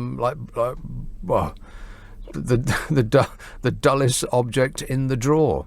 Brexit. Boring. It sucked all the oxygen out of the room. And there's precious little oxygen left. We need all that we can get. Cambridge Schools Eco Council, the local children's organisation behind the strikes, said, we have inherited a system which fuels the climate crisis that is threatening our future. We've done little to contribute to climate change, and yet we, the people, are going to suffer the consequences of it. Equally, the poorest children on Earth are nowadays suffering the worst impacts of a climate crisis that's been fueled by the economy of the richest countries. This is a climate emergency. Our youth strikes will continue until government takes notice and urgently acts to stop funding, subsidising and promoting fossil fuels, and invests in community-owned renewable energy, and includes the environmental crisis in our schools' curricula. We demand system change. We demand climate justice, they said. And the collective response from the grown-ups to that issue was, we don't wanna. The Swedes aren't flying as much as they used to. There's a thing in Sweden about not flying, doing your bit to protect the environment. They've been frequent flyers, Swedes have, and if you were in the perpetual darkness, as Swedes are, you'd be flying to get some sun too. But a growing number are changing their ways, because of, specifically, air travel's impact on the climate. Swedish people, eh? Always so perfect. Flight shame. That's what they call it. Feeling guilt over the environmental effects of flying. And it's made them stop in great numbers. And it was a thing started by young people. Once again, we have the young to thank for trying to clear up the mess that made by the old. Greta Thunberg, 16 years old, a climate school striker, refuses to fly. She was the part of the impetus for this movement. And a growing number of public figures have vowed to stay on the ground, including Swedish television skiing commentator Bjorn Ferry, which is his real name and not just some random musical pairing of Abbot and Roxy Music that I just made up. You know Bjorn Ferry, don't you? Rock and roll! 250 people working in the film industry signed an article in the country's biggest daily newspaper calling for Swedish film producers to limit shoots abroad. So all of your Scandi programs are going to be in perpetual darkness now because they ain't got no sun there. It's a wonder they're all so happy. Well, if you got to have a hot hygge with 6-foot blonde Swedes all the time, you'd be happy too. The World Wildlife Foundation published a survey indicating that nearly 1 in 5 Swedes had chosen to travel by rail rather than by air in order to minimise their environmental impact. And the trend was most noticeable among women and young people. It's always men that are the problem. No! Apparently, the average annual temperature rise worldwide is going up twice as fast in Sweden. I don't know why that might be. It's probably got something to do with science. That is going to be a country full of hot Swedes, literally. As opposed to now, when it's a country full of hot Swedes. Correct. So, there you go. You see, some people are making an effort, even though we aren't. Can't be bothered. I don't want to, is our collective response. And they're going to ramp that up. Next week, have you seen what they're going to be doing next week? If you go down to central London next week, you're in for a big surprise. I'll come to that in a minute as well. So much to squeeze in. 0345 6060 973, text 84850, email nick@lbc.co.uk, and if you're on Twitter, it's @LBC. Let me just remind you about my podcast. If you have a half an hour and you want to be amused, then I do a podcast every week. It's called the Nick Abbot Habit. In the current one, we talk about spoilers, but don't actually give any spoilers away from the Game of Thrones. I mean, I don't know any. And if I did, I wouldn't give them away. That's not the kind of person I am. We also talk about Easter eggs, the competing theories about where they come from, and plenty else besides. Some of the funniest callers to my show over the last little while. It's called the Nick Abbot Habit. Ask for it at an internet near you. Abbott on LBC. Call 0345 6060 973. Who do you think you're talking to? I'm talking to a person called Vivian in Blackpool. Vivian. Hello. Yes, madam. Yes. What I wanted to say was, since the 1970s, I've worked all my working life, if you would.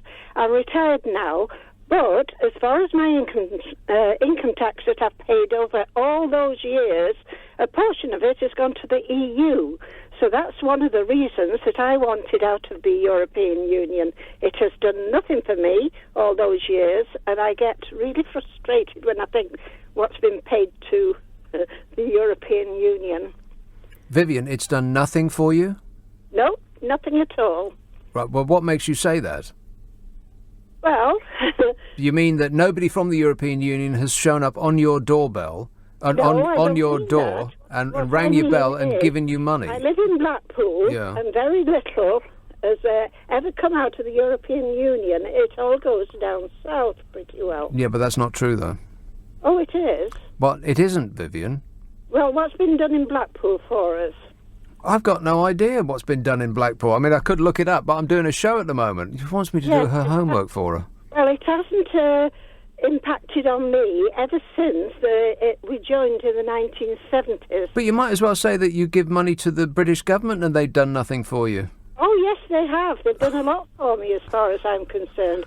But by the same token, what a lot of people don't realise either is that approximately 20% of the VAT that we pay goes back to the European Union. So 20 pence in every pound that you pay in VAT goes back to the European Union, and that hasn't been made clear either. Right. The VAT was introduced by the European Union up until then, we had a purchase tax that was paid on luxury goods, and that was it. Any country can put their VAT at whatever level they want it to be at. There's got nothing to do with the European Union. By the same token, when it was 5%, we paid a portion to the European Union. It's now at 20% here. Approximately 43p per day per person. It's £153 per person per year, something like that. 153 quid is per person goes to the European Union. I'm telling you, these are the facts, Vivian. Well, £153 per person goes to the European Union, and what we get back from the European Union in benefits of being a member of their club is £1,000 per person per year. No, so we don't. You absolutely do. It's £153 per person per year to be in the club, and you get back from that £1,000 per person per year. It cost me £15. And out of that... What cost you £15? What cost you £15? What cost you £15? Three batteries. Batteries? Yes, 3 batteries. And I... Don't tell me what they're for. It's none of my business. I don't want to know. Don't want to know. Garage door. The remote control of my garage door. Phew. And they cost me £15. Yeah, and that's the EU's fault, is it? Well, it's not the EU's fault, but what I'm saying is out of that £15... You're not listening to a word I'm saying, are you, Vivian? It's £153 per person to be a member of the club. That's how much money goes, and for that we get back £1,000 per person per year. Well, that's not what the Office of National Statistics say. Yes, it is. Well, what do you mean? What do they say on this issue? Well, most of our money that we pay into the European Union goes to 25, no, hang on, there's 4 that doesn't. 21. Is this what the Office of National Statistics says? 23 countries out of the 27 get most of the money back that's paid into the European Union. Yes, but it's not a two-way thing. We don't give money and then just wait for them to give money back. There are benefits of being in the club. I mean, you do understand that. The club, well, I don't like being in that club. You don't like being in a club that costs £153 a year, for which you get £1,000 back. I don't. Well, that's madness, Vivian. You're making no sense. But I do appreciate the call. And I hope you have a happy day. That makes no sense. It costs £153 a year and you get £1,000 back. Oh, I don't want that. And I don't know where to go from there. People have made their mind up based on no information of any kind whatsoever, based purely on prejudice, and you cannot instill in them any facts. They just won't hear it. We pay about £9 to £10 billion a year for membership of the EU. That's 18.6 billion minus the rebate that we got of 5.6 billion. That's 13 billion, and minus the 4 billion that comes back from the EU directly to the public and private sector. So that's about £9 to £10 billion a year, or about 5 days' receipt of taxes that the government brings in. That's the cost of being a member of the EU. 5 days' tax receipts. £9 to £10 billion a year. Now, the net benefit of EU membership is worth about 4 to 5% of GDP to the UK, or about £62 to £78 billion a year. Now, if you get out a giant calculator and you work it out, it's about £145 per person per year, and the benefit of being in the club is £1,000 per person per year. If you gave me £145 and I gave you back £1,000, you'd be HAPPY, right? Unless you have made up your mind that you are ideologically opposed to money. It don't make no sense.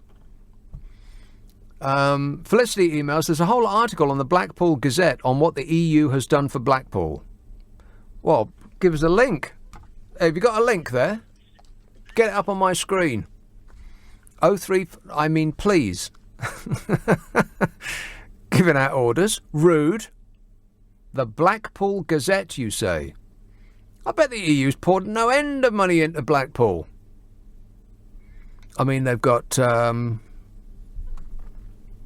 got the thing that goes, I've got no idea. They've got a nice ballroom, I know that. They've got a, you need an ad blocker. What does that mean? You can't get on it because we have, I don't really know, but I've got to turn some ad blocker off. Well, turn it off then. You don't know how to do it. God. It's like we've got trainees working on this show. 0345. I'll do it myself. Not that I'm complaining about it or anything. Blackpool Gazette. Well, I don't know why I'm bothering to look at this because it's not going to be on the front page, is it? But I'll try. Leave it with me. Mal in Belfast is very angry and texts, Nick, didn't you know that over this past 100 years we have destroyed the Earth on our path through history, and that if we don't stop drilling for all fossil fuels, etc., we are going to melt under extreme heat? I'm melting.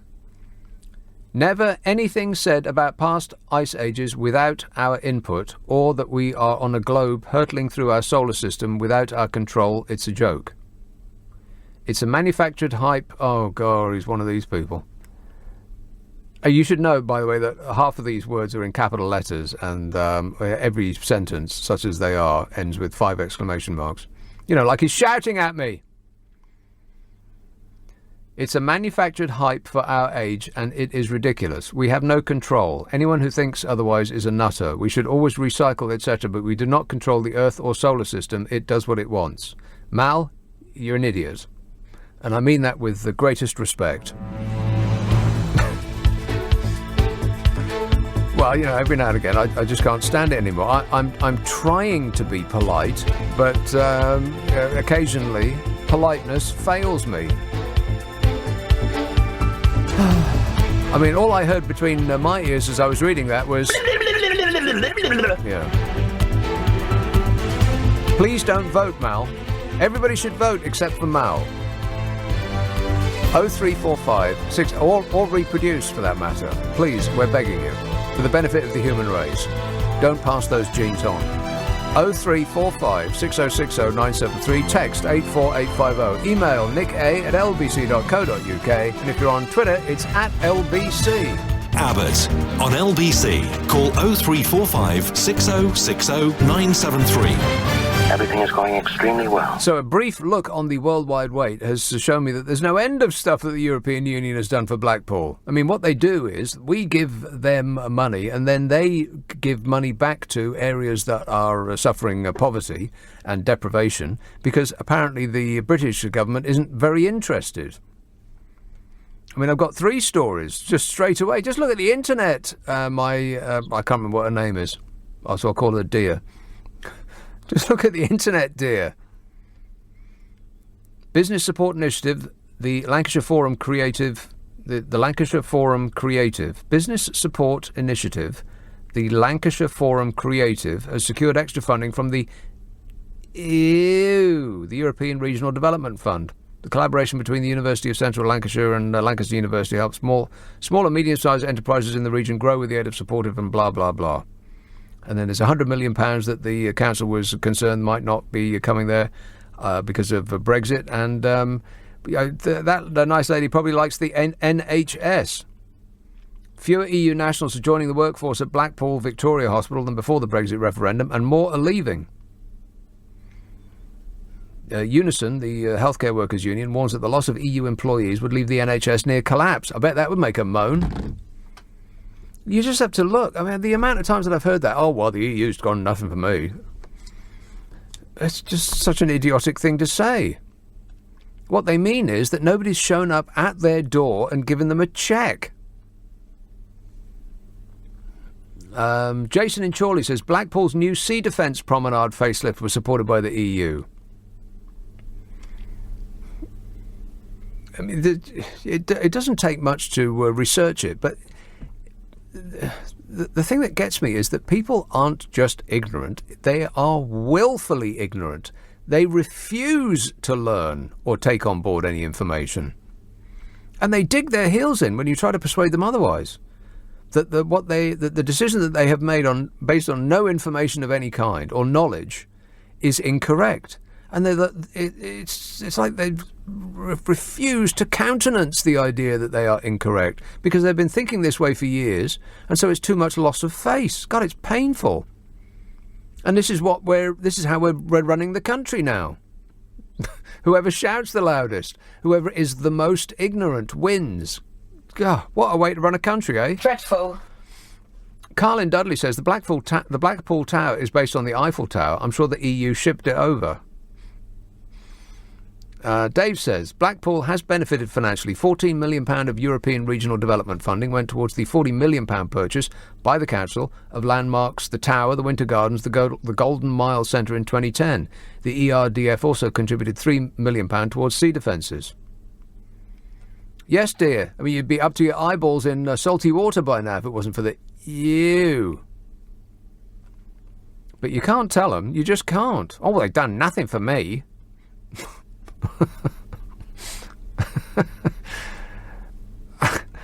I mean, are you expecting somebody from the European Union to come over and rub your bunions? This says we are net contributors to the EU according to government figures. No, we aren't. They should know. We give more than we receive. What you were saying is dishonest, partisan, and fake news. Total fake news.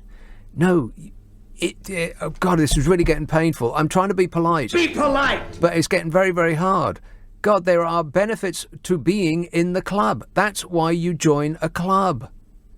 You could say that I joined the gym and I get nothing for it. I give them £19 a month, and what do I get for it? You know, apart from being able to go and use the gym.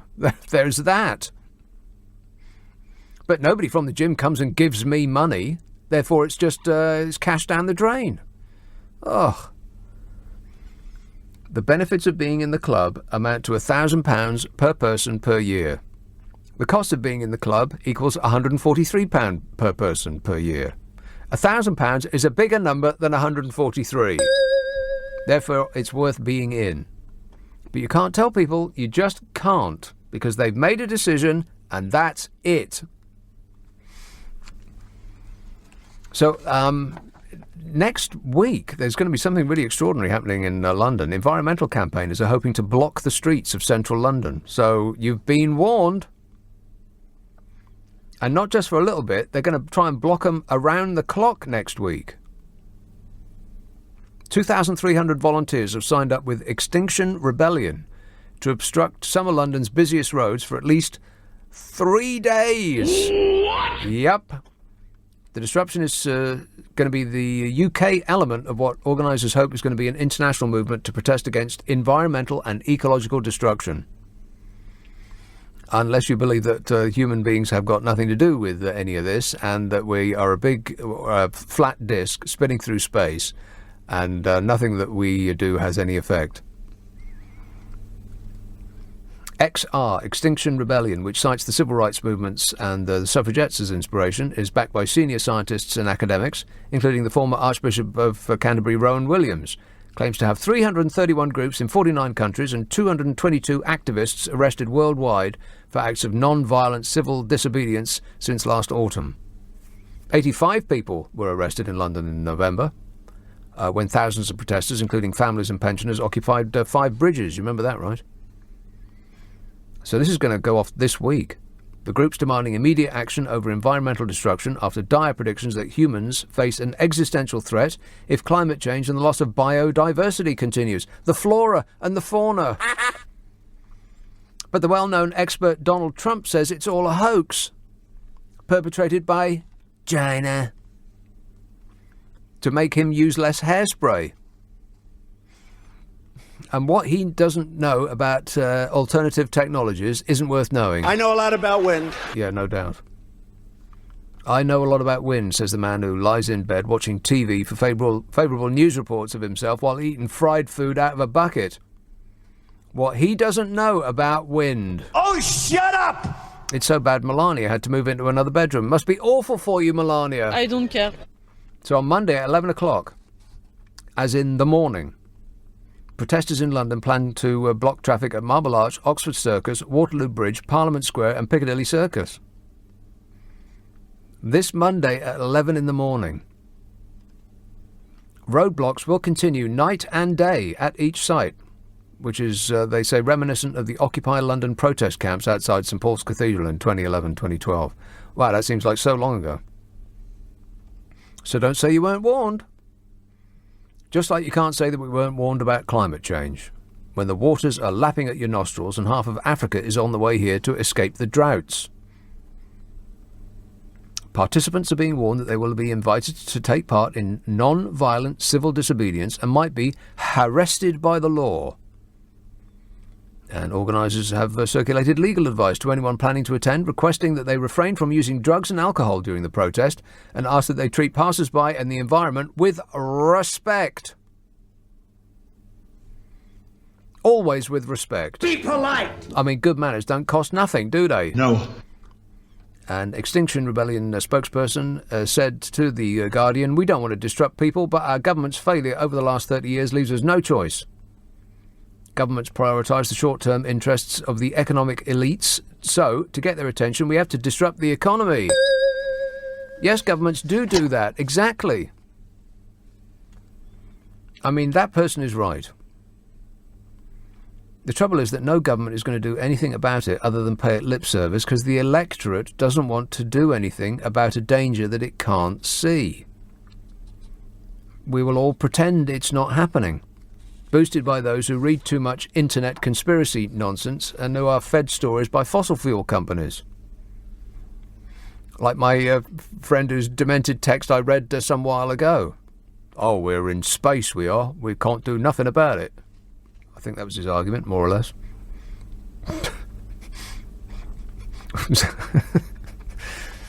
Organisers have promised a full-scale festival of collective action and creative resistance, including talks, workshops, musical and theatrical performances, and a roaming People's Assembly hosted at each of the locations. Wow, it sounds like Glastonbury without the grass.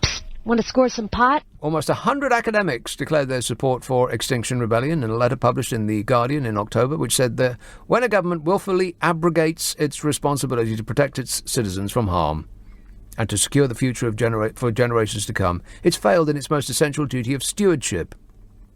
There's nothing more important. They say the social contract has been broken, and it's therefore not only our right but our moral duty to bypass the government's inaction and flagrant dereliction of duty and to rebel to defend life itself. So don't even think about driving into London this week.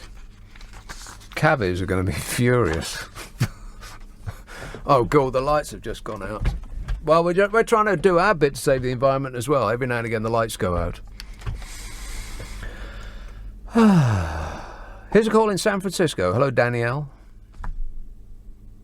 That didn't work, did it? I'll try it again. You've got to hit new technology. Needs to be hit really hard. San Francisco, Danielle. You've whipped yourself into a really bad mood by the time you got to me. Thanks a bunch. I'm in a great mood. Good grief. I called up to tell you to stop being such a bloke about going to the doctors. Well, it's not being a bloke. It's just, what could they do? I mean, I go in there and I say, I inhaled some mystery dust that really made my throat feel the worst it's ever felt, like somebody had superglued sand to the inside of my throat. And then what? Well, he's going to look in my mouth and go, "Oh, I can't see anything."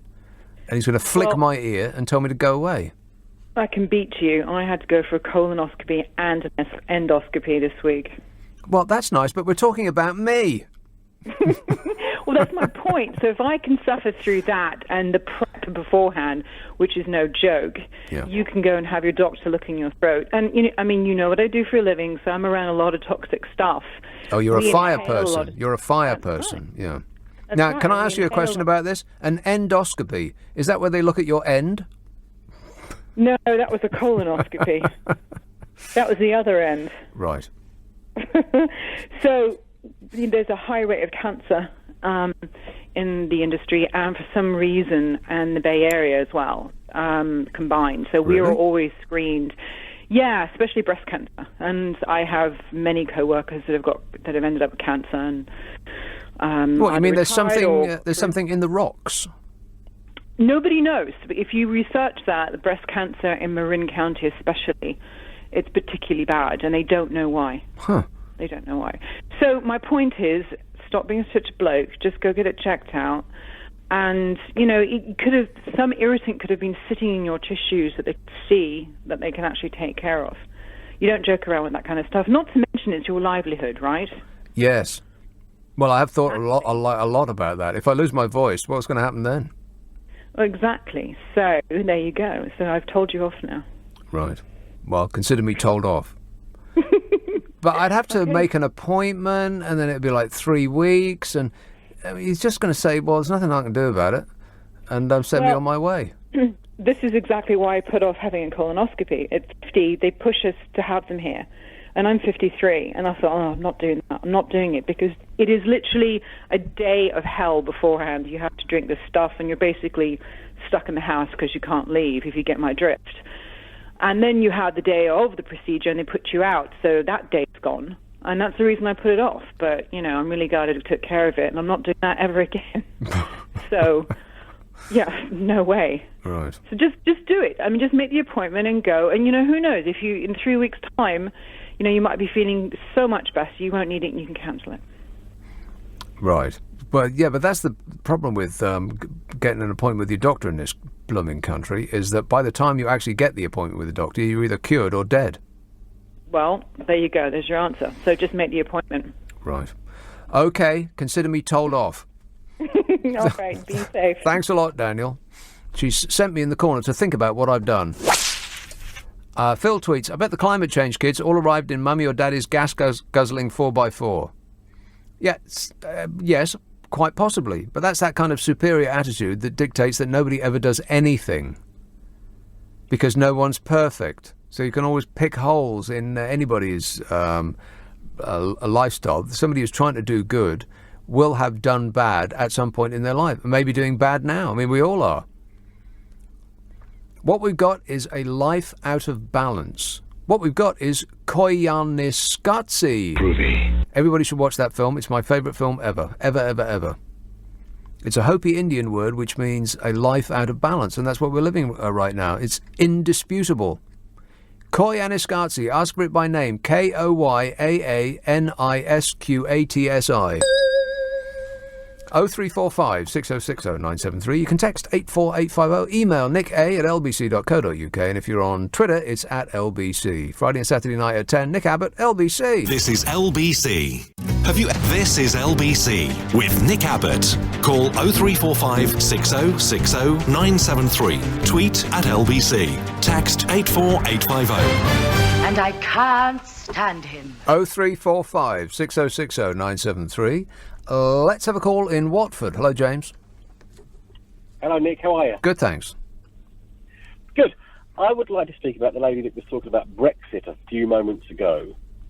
Which one? She was very interesting, wasn't she? The lady that was about the ONS statistics and goodness knows what else and how. Oh, the nice lady from Blackburn, or Blackpool rather.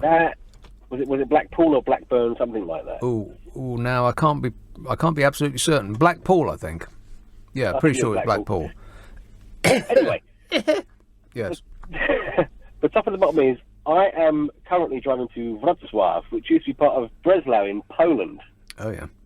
I've been lucky enough to work over there for goodness knows how long. Because you go over there, take their jobs. Oh, and ruin them, yeah, completely. It's got nothing to do with me being the best person for the job that, that was a decision they've made in the same way that we've done with other people. Okay. You don't have to defend yourself, James. Well, I won't do that. But I am a bit sour about this whole thing at the moment, because there is all this World War II revivalist stuff that goes on that I find extraordinarily offensive. Do we live in a country that still believes that? Because I find that hard to believe. I'm 42 years old. 42 years old? Yes. And it means nothing to me. And I know people from all four corners of Europe, luckily enough, and I've been blessed to have made acquaintances all over Europe. And I struggle with this notion, this Daily Mail-esque idea of what Europe is. Oh, it is excruciating. There's a certain element in the country that is still fighting World War II, like in a dad's army sort of way, and they still just keep going on and on and on about it. Let's remember that Brexit has been brought to us by the over 50s, many of whom seem to be constantly stuck on the History Channel, just watching programme after programme after programme about Hitler and glorying in our wonderful victory. God, they just never stop going on about it. Nigel Farage, the first thing he said pretty much when he started his new party was lions being led by donkeys, which is, of course, the phrase about the First World War. He skipped the Second World War. He hasn't even got onto that part yet. He's back on. We're winning the First World War. God, it's just painful. I'm certain that there are things that we can all find agreement on. There just must be in this country, but any kind of consensus just seems to have gone completely out of the window, and it destroys me. I'm driving all these miles right now because that's the way that people want it, and we're all even and all equal, and we're all given this opportunity to work in this huge environment, and yet there are people that are, way younger and way older than me that are quite prepared to chuck all of that down the drain for the sake of some crazy ideologue that I don't understand. I wasn't brought up that way. So can somebody please explain to me, tell me what is going on? Well, what is going on is that people who have missed out, which is most of us have missed out on benefiting from the increase in production and the increase in wealth that all of us have contributed to over the last 50 years. Most of us have got nothing for it. Almost all of the benefits and the wealth that has been created has gone to the top 10%. Most of that has gone to the top 1%. It's been an amazing. The concept of trickle-down economics is just a flat-out lie. It's trickle-up economics, and it's gone from the people to the elite, the super rich, who are now trying to persuade us that they are not the fault, that the fault of people's ruined lives and flatlining income in real terms is because of foreigners or because of Europe or because of, I don't know, just pick any excuse. Mostly it's the people beneath you on the ladder that are dragging you down that you're persuaded to believe is at fault, rather than the people above you on the ladder pushing you down, which is what is actually happening. That's what's happening. Yeah. That's why people have voted, because they were persuaded that their lives will get better. But it won't. Nick, could I tell you something about where I'm going tomorrow? Okay. I'm going to arrive into the city where I can park my car outside of the hotel that has been laid on for me by the company that I happen to be working for. And around the corner from that hotel, I can walk into a chocolate box square of the most beautiful architectural buildings that you could ever wish to lay eyes on. Is this Brussels? No, this is Wrocław. This used to be Germany. In the Second World War, this is Breslau in Germany. And I've got chocolate box houses all painted in different colours because the owners decided to paint them in a different kind of way. And underneath each one of those houses, there's a restaurant or a bar or a shop where I can buy souvenirs, full of the most friendly people on the planet, that their only desire in life is to get on and to be included. And I genuinely struggle with what's going on in this country at the moment. That is their one desire is to enjoy the whole shebang. Do you know what I mean? It is the most beautiful, beautiful place.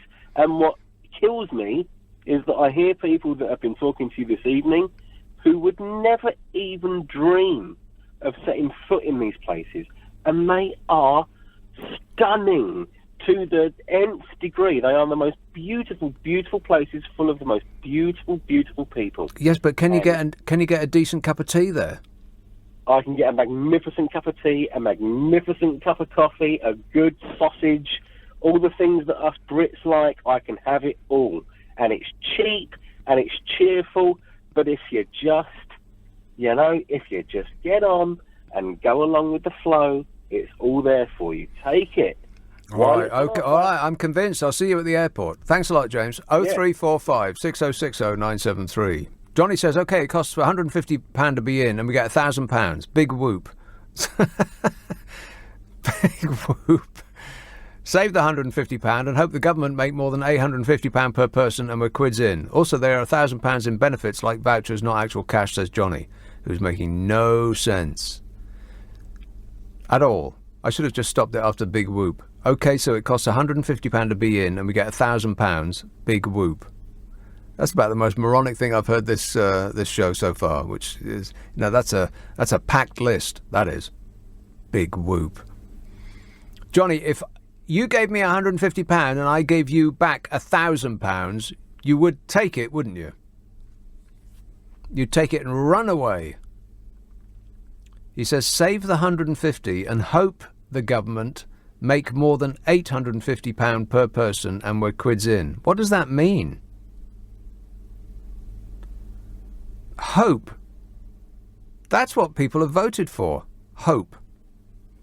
They've been persuaded to vote out based on hope that they've been given by people, we don't know who they are, spending vast amounts of money, we don't even know how much, and we don't know where the money's come from. What could possibly be dodgy about that? And people say we should respect the referendum. Come off it. Bill says, we always hear of Europe in terms of trade and finance, but there are other advantages to EU membership, such as our ease of travel, study, healthcare, legal rights, ability to live and work outside the UK, etc. Why does anybody want to give all that up? Well, because the people that voted out aren't considering doing any of those things. The out vote is 50 plus, and the older they get, the more likely they were to vote out. And they're not interested in studying, and their healthcare is provided for here. And they don't want to work and live outside of the UK. They don't even want to travel outside of the UK on holiday. Got everything they need right here at home. That's the reason why they don't want to give all that up, because they're not interested in any of that. Ahmed says, so you're saying that the UK would have received more than what it is given to the EU, but that's not true. I'm sorry to say that. However, I have a lot of evidence that the EU received much more than what is given in return to the UK for sure. Does that make sense? No. No, not really. Better luck next time. 0345 6060 973. You can text 84850, email nick@lbc.co.uk, and if you're on Twitter, it's @LBC. Friday and Saturday night at 10, Nick Abbott, LBC. It's 12:30, the news headlines with Andy Ivey. Scotland Yard. This is LBC with Nick Abbott. Call 0345 6060 973. Tweet @LBC. Text 84850. Well, let's get back to it. Tamara emails, people don't know about the EU grants in the UK because they're not publicised. Does everything have to be given to you? Just look it up, for crying out loud. She says, here in Spain, where I live, if Brexit permits, roads and museums and big infrastructure projects have huge signs boasting about the massive EU grants. Well, they've got that here. She says, but when I was on a committee in southwest England dishing out EU money for local food projects, people wanted to know if they could not display the EU logo, or at least could they display it really small. It's pathetic, isn't it? Patrick from Guildford says, as a graduate in psychology, Nick, you ought to have no trouble understanding how national pride and a sense of independence may well be more important to the British people than the feeling of simply being subjugated by financial payoffs from an agenda-driven union. Oh, for God's sake. What, we're all flying the flag and aren't remotely interested in the future benefits of being a member of a club, but because we're still living the dream when we used to bestride the world with our magnificence and the map was coloured pink. That, and point of order, by the way, as a graduate in psychology, I don't know anything, nothing at all. It means that I know nothing. Stockton on Tees. Hello, Brian. Yeah, good morning, Nick. Brian. Why do you have to be so derogatory to this country? I'm not. According to you, the EU is perfect. I mean, you've just had it. When have I ever said that? You've just had one of your jibes on. Yeah. You know, that's derogatory. When did I ever say that the EU was perfect? Well, your advert we just had on, that jingle you just had on. That was God Save the Queen. It's taken the mickey out of the UK. Well, I was taking the mickey out of God Save the Queen. I was taking the mickey out. Wait a minute. You accused me of saying that the EU was perfect. You said, according to me, the EU is perfect. Never said it. Never said it this show or any other show or ever before in my entire life. So that was a lie. So I think I've heard all I need to. Brentford, Mohammed. Hi, Nick. Good morning. Hello. How are you? All right. I have 2 questions from you. Questions. Oh, questions. Yeah. Questions. If I buy a tonic and I take it home and the label rubs out and it turns out to be poison, should I be so idiot and say I don't care and I'm going to drink it and be angry on the salesman, or should I just throw it away? What, do I have to make a decision right now? Can you let me think about it? I don't know. So what point is it that you're making there, Mohammed? I don't know. You don't know? I know I don't get the arrogance of some Brexiteers, the army of Nigel Farage and the Mr. Smog, and the arrogance that what is this all like? Well, their arrogance is born of extreme wealth. No, but the ones who are following them, do they think logically, or do they just? No. There's nothing logical about it. Brexit is not a logical construct. It's all about feelings. Aaron Banks said it himself. He said you can pump people with facts, and it's all white noise to them. He said this is about feelings. Precisely. But the arrogance for 23 years I've been living here, and since the Brexit, it's become so vicious that I'm asking myself that where do I belong? As a person who came 23 years ago from a war-torn country, and I build up my life, I have my kids, and then after the Brexit, it's become so vicious that I'm thinking that. Well, you know what? I mean, I've heard this a lot, that people think, oh, it's because of Brexit that the country is divided and all of these strong feelings. I think people have always felt this way. It's just that it has only recently become acceptable to express these opinions. No, but the thing is, I'm not talking as a victim, to be honest. I am saying as a survivor. I can survive. Tough day, good day, whatever day, I've survived the worst. But the arrogance for some people that when they're born, just a chance by luck in a piece of a land which is good and beautiful and peaceful, and it gives them the right to... We'll have to lose that belt.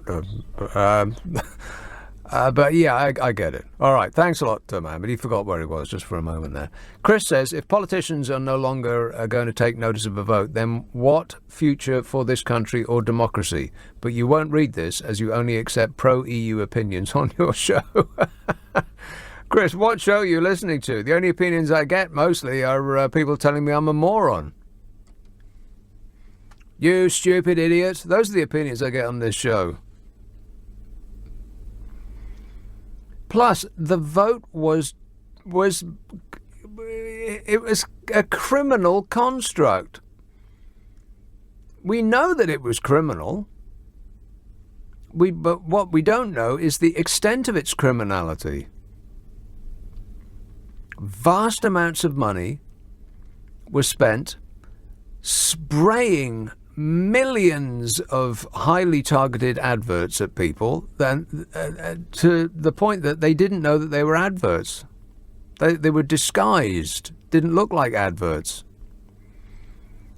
And that was that cost so much money. We don't even know where the money came from. We don't know who came up with the money. We don't know where it came from. And the government seems unwilling to actually look, for fear probably of what they might find. This idea that we must respect the referendum result, well, if it wasn't won criminally, then maybe yes. But we know that it was. It's just ridiculous. Mark tweets, Brian didn't say you said the EU was perfect.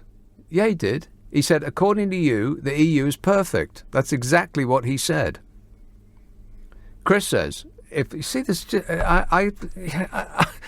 politeness kind of goes out the window. I mean, when you're sitting here and you're just subsumed by wave after wave of stupidity, and I try, but I can't be polite. Not to. I'm virtually speechless sometimes, really. I mean, the people's idiocy. What this really shows is how. I'm trying to think of another word for stupid. Because people are always calling, you shouldn't call us stupid, when I don't, actually. But every now and again, I just can't stand it anymore. If you stop saying stupid things, then maybe people will stop thinking you're stupid. I mean, meet us halfway, please. Chris says, if politicians are no... Oh, I've read that. Anton says, it was the Remain side who bombarded us with their propaganda far more than Leave before the referendum. Oh, please. What you mean is you agreed with the Leave propaganda, so you didn't see it as propaganda. It's like those people that say, you and James O'Brien. What they mean is, for 21 hours of the day, they hear things that they agree with.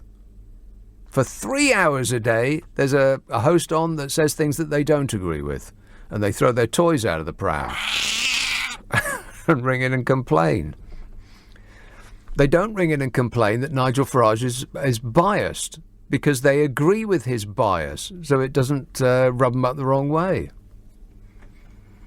But you can't tell people. They just won't listen. Kingston, Omar. How you doing? You all right? Yes. So I've got a cunning plan on how to reduce car use and the pollution caused by car use and domestic air travel. Go on. Make the trains cheap and reliable. Then people wouldn't fly to Scotland to get a train instead.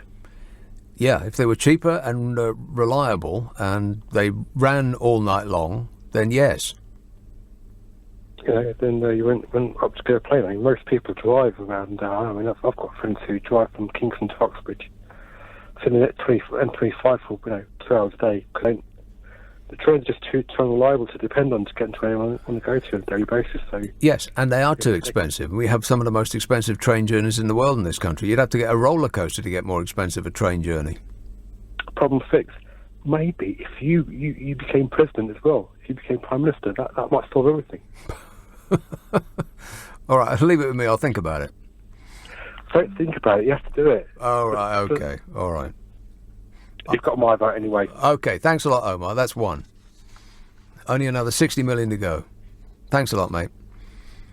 If greenhouse gas carry on as they are at present, experts caution over 95% of ice found in the Alps could melt away by the end of the century. But as no one is remotely interested in experts and their so-called facts, our stupidity will save us. Researchers from Switzerland produced detailed simulations showing that the likely futures of glaciers in the Alps with the massive changes predicted.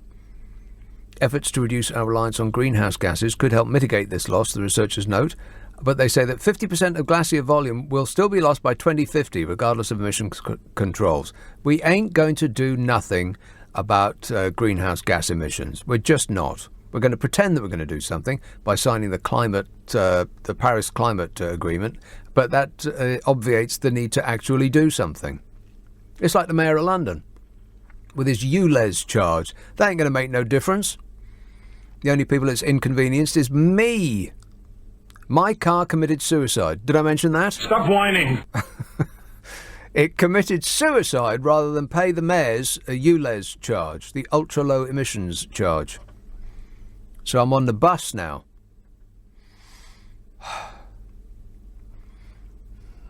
The findings came a day after another study was published claiming melting glaciers around the world have contributed more than an inch to the world's rising sea levels. And an inch might not sound very much, but try telling a man you would like to take an inch off his personal area and see what response you get.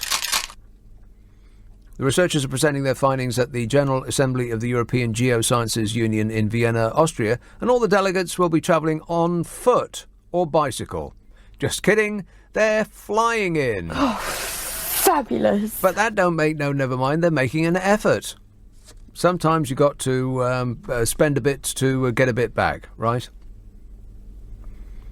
And what could happen if the glaciers melt? Well, global sea levels could rise by as much as 4 foot by 2300. 2300.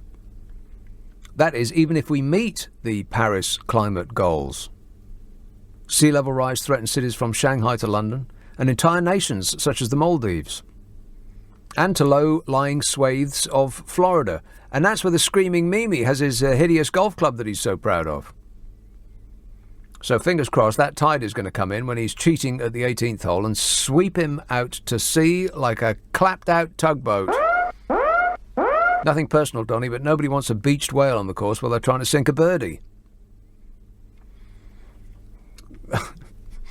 The wind will catch his hair and he'll be propelled to the horizon, never to be seen again. I know a lot about wind. By 2300, the report projected that sea levels would rise by 1.2 metres by 2300, even if almost 200 nations fully meet the goals under the 2015 Paris Agreement. But none of them are on track to meet their pledges. The whole world's going to be on its tiptoes to keep the water from going up its nose. But, by then, we'll all be dead, so who cares? It's just going to be the next generations that are going to pay for our intransigence and stupidity. 0345 6060 973. You can text 84850. Email nick@lbc.co.uk. And if you're on Twitter, it's @LBC. If you've got half an hour and you want to be amused, then I can recommend then I would say that, wouldn't I? My podcast is out, the latest version of which has the competing stories about the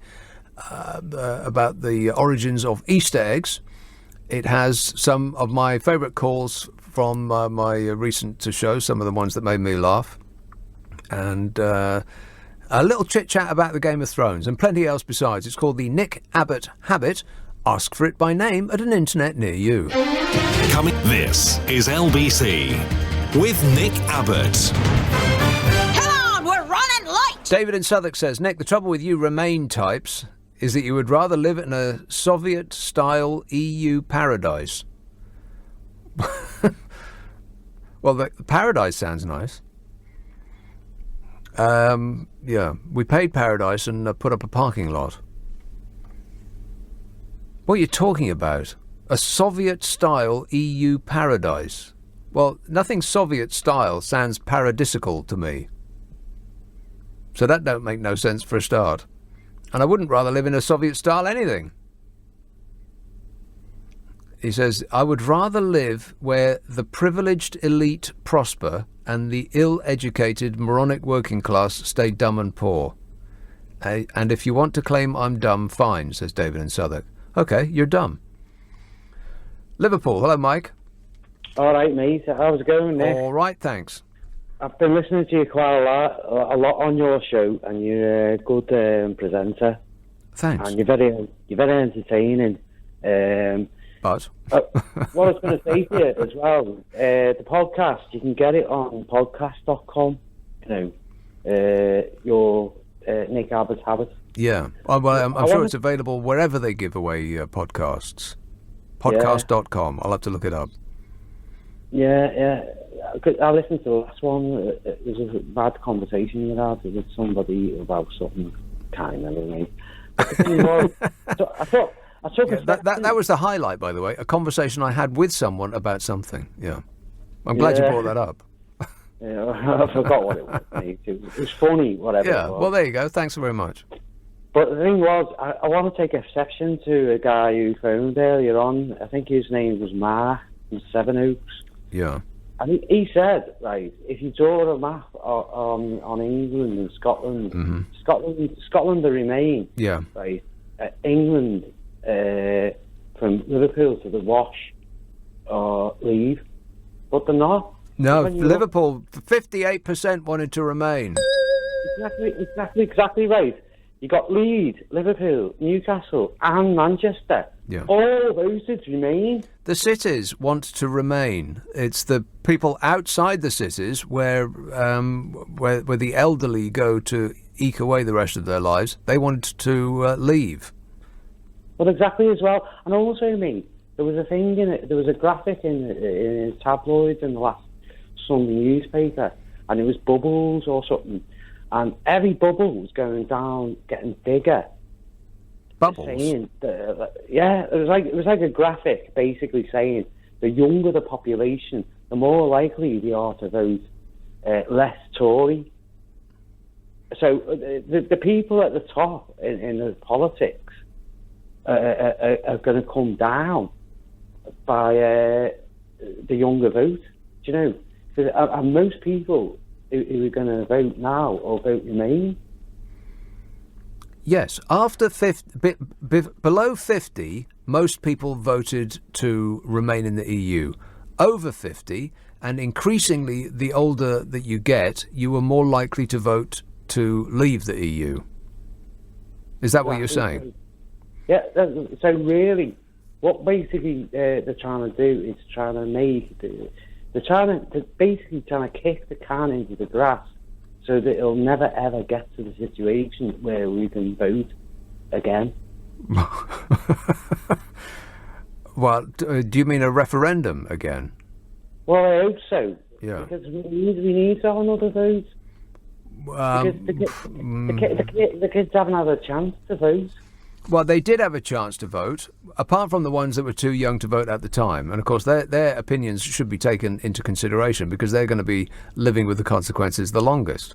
If you're 80 years old, then it don't really... The consequences of your vote aren't really going to stay with you for very long. I mean, I hate to break the news to you, but life is not a continuous loop.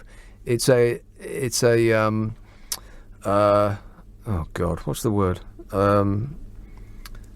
It's a conveyor belt. A conveyor belt.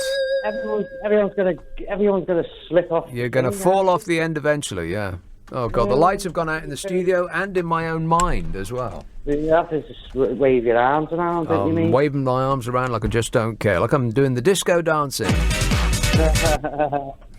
Oh, you sound me. You know, I love listening to you, Reed. All right, well, I appreciate it. Thanks a lot, Mike. I've got to go. 0345 6060 973. Let's have my old stamping ground, Uxbridge, Louis. Oh, yes, hello there. Good morning, Nick. Hello there. Hello there. Yes, good morning. Yes, Louis. Yes, hello, Nick. I hope you're very well. Just to reiterate on the point that the fellow just made, life is one bottomless ending cycle, bottomless muddy pit. Yeah. Never ending, another day close to death. Or as John Lennon said, life is an orange. That is right. Yeah, it is, in a very deep way. In a very deep concept. You know, whatever sort of aspect you take upon this Brexit thing, it's all a big old farce, isn't it? If you say so. Oh, well, I think so. But you have... And then the vicar's trousers fell down. That kind of farce. Yeah, all right. Thanks a lot, Louis. It sounded very much like a listener with material to me. Oh, no. DC in Watford says, can you please tell the Farage story? Oh, I can't believe it. 2 shows in a row I've been trying to tell you this Nigel Farage story. You know that Nigel Farage has started up a new party? Oh, it is great. I've got no idea what it is. But he's got a lot of very, very excellent people. He said so himself. We've got a few idiots in our party. He's got a lot of excellent people in his party, and I can't wait to hear what they've got to say. But they made a big mistake. On their very first day, but the very first thing they did was a huge mistake. But I haven't got time to tell it to you now, so I'll put it in the podcast. Sounds as though I did that deliberately, didn't I? But I didn't. I'm just forgetful. I'm sitting here talking about the issues. So occasionally I don't have time to squeeze all of my thought into a 3-hour show. But I will put it in the podcast, assuming that I live that long. Did I mention that I've had a face full of builder's dust? Whinging and whining and moaning. Yeah. So if I live long enough to record another one, then I'll put it in the podcast and I'll stick it up on the World Wide Web. It'll be available on Friday next. That's when they go live, like we say in the business, on Fridays. It's called the Nick Abbot Habit. Have you heard about it? Oh, It is a podcast. It lasts about half an hour, and the idea is it's chock full of laughs. I've just picked some of my favourite calls. I can't say many today will make it. I can't think of any that I particularly liked. Were there any that you particularly liked? Vivian. Who was that? The crazy one. You're going to have to narrow it down a bit for me. The crazy one, you say? I do apologise, Vivian, about that slur. But, you know, if you just sounded a little less crazy, then people wouldn't talk like that. Is all I would hear when you were... I've got no idea who she was. But I very much doubt that any calls from today are going to make it. But, you know, some from recent shows always show up on those podcasts called the Nick Abbot Habit. If you download the Global Player, then if you are an Apple person, then you will find that everything becomes clear. The Android version does not have that functionality. Functionality, not feng shui-nality at the moment. But you can pick it up wherever they do a podcast. It's called the Nick Abbot Habit. Ask for it by name. I think you'll be delighted. Now, what's happening? Oh God, all those blimey. I could write. Look at all those texts and emails I didn't get around to. I am so sorry. There's pages and pages of them. I am very sorry that I screwed up. Totally I mean, I am so sorry. You just don't know how sorry I am. I'm sorry. Yeah, I apologise for not getting around to those, but I'll sum them up for you. Half of them say you're completely correct in every respect, and half of them say that I'm a stupid moron. What?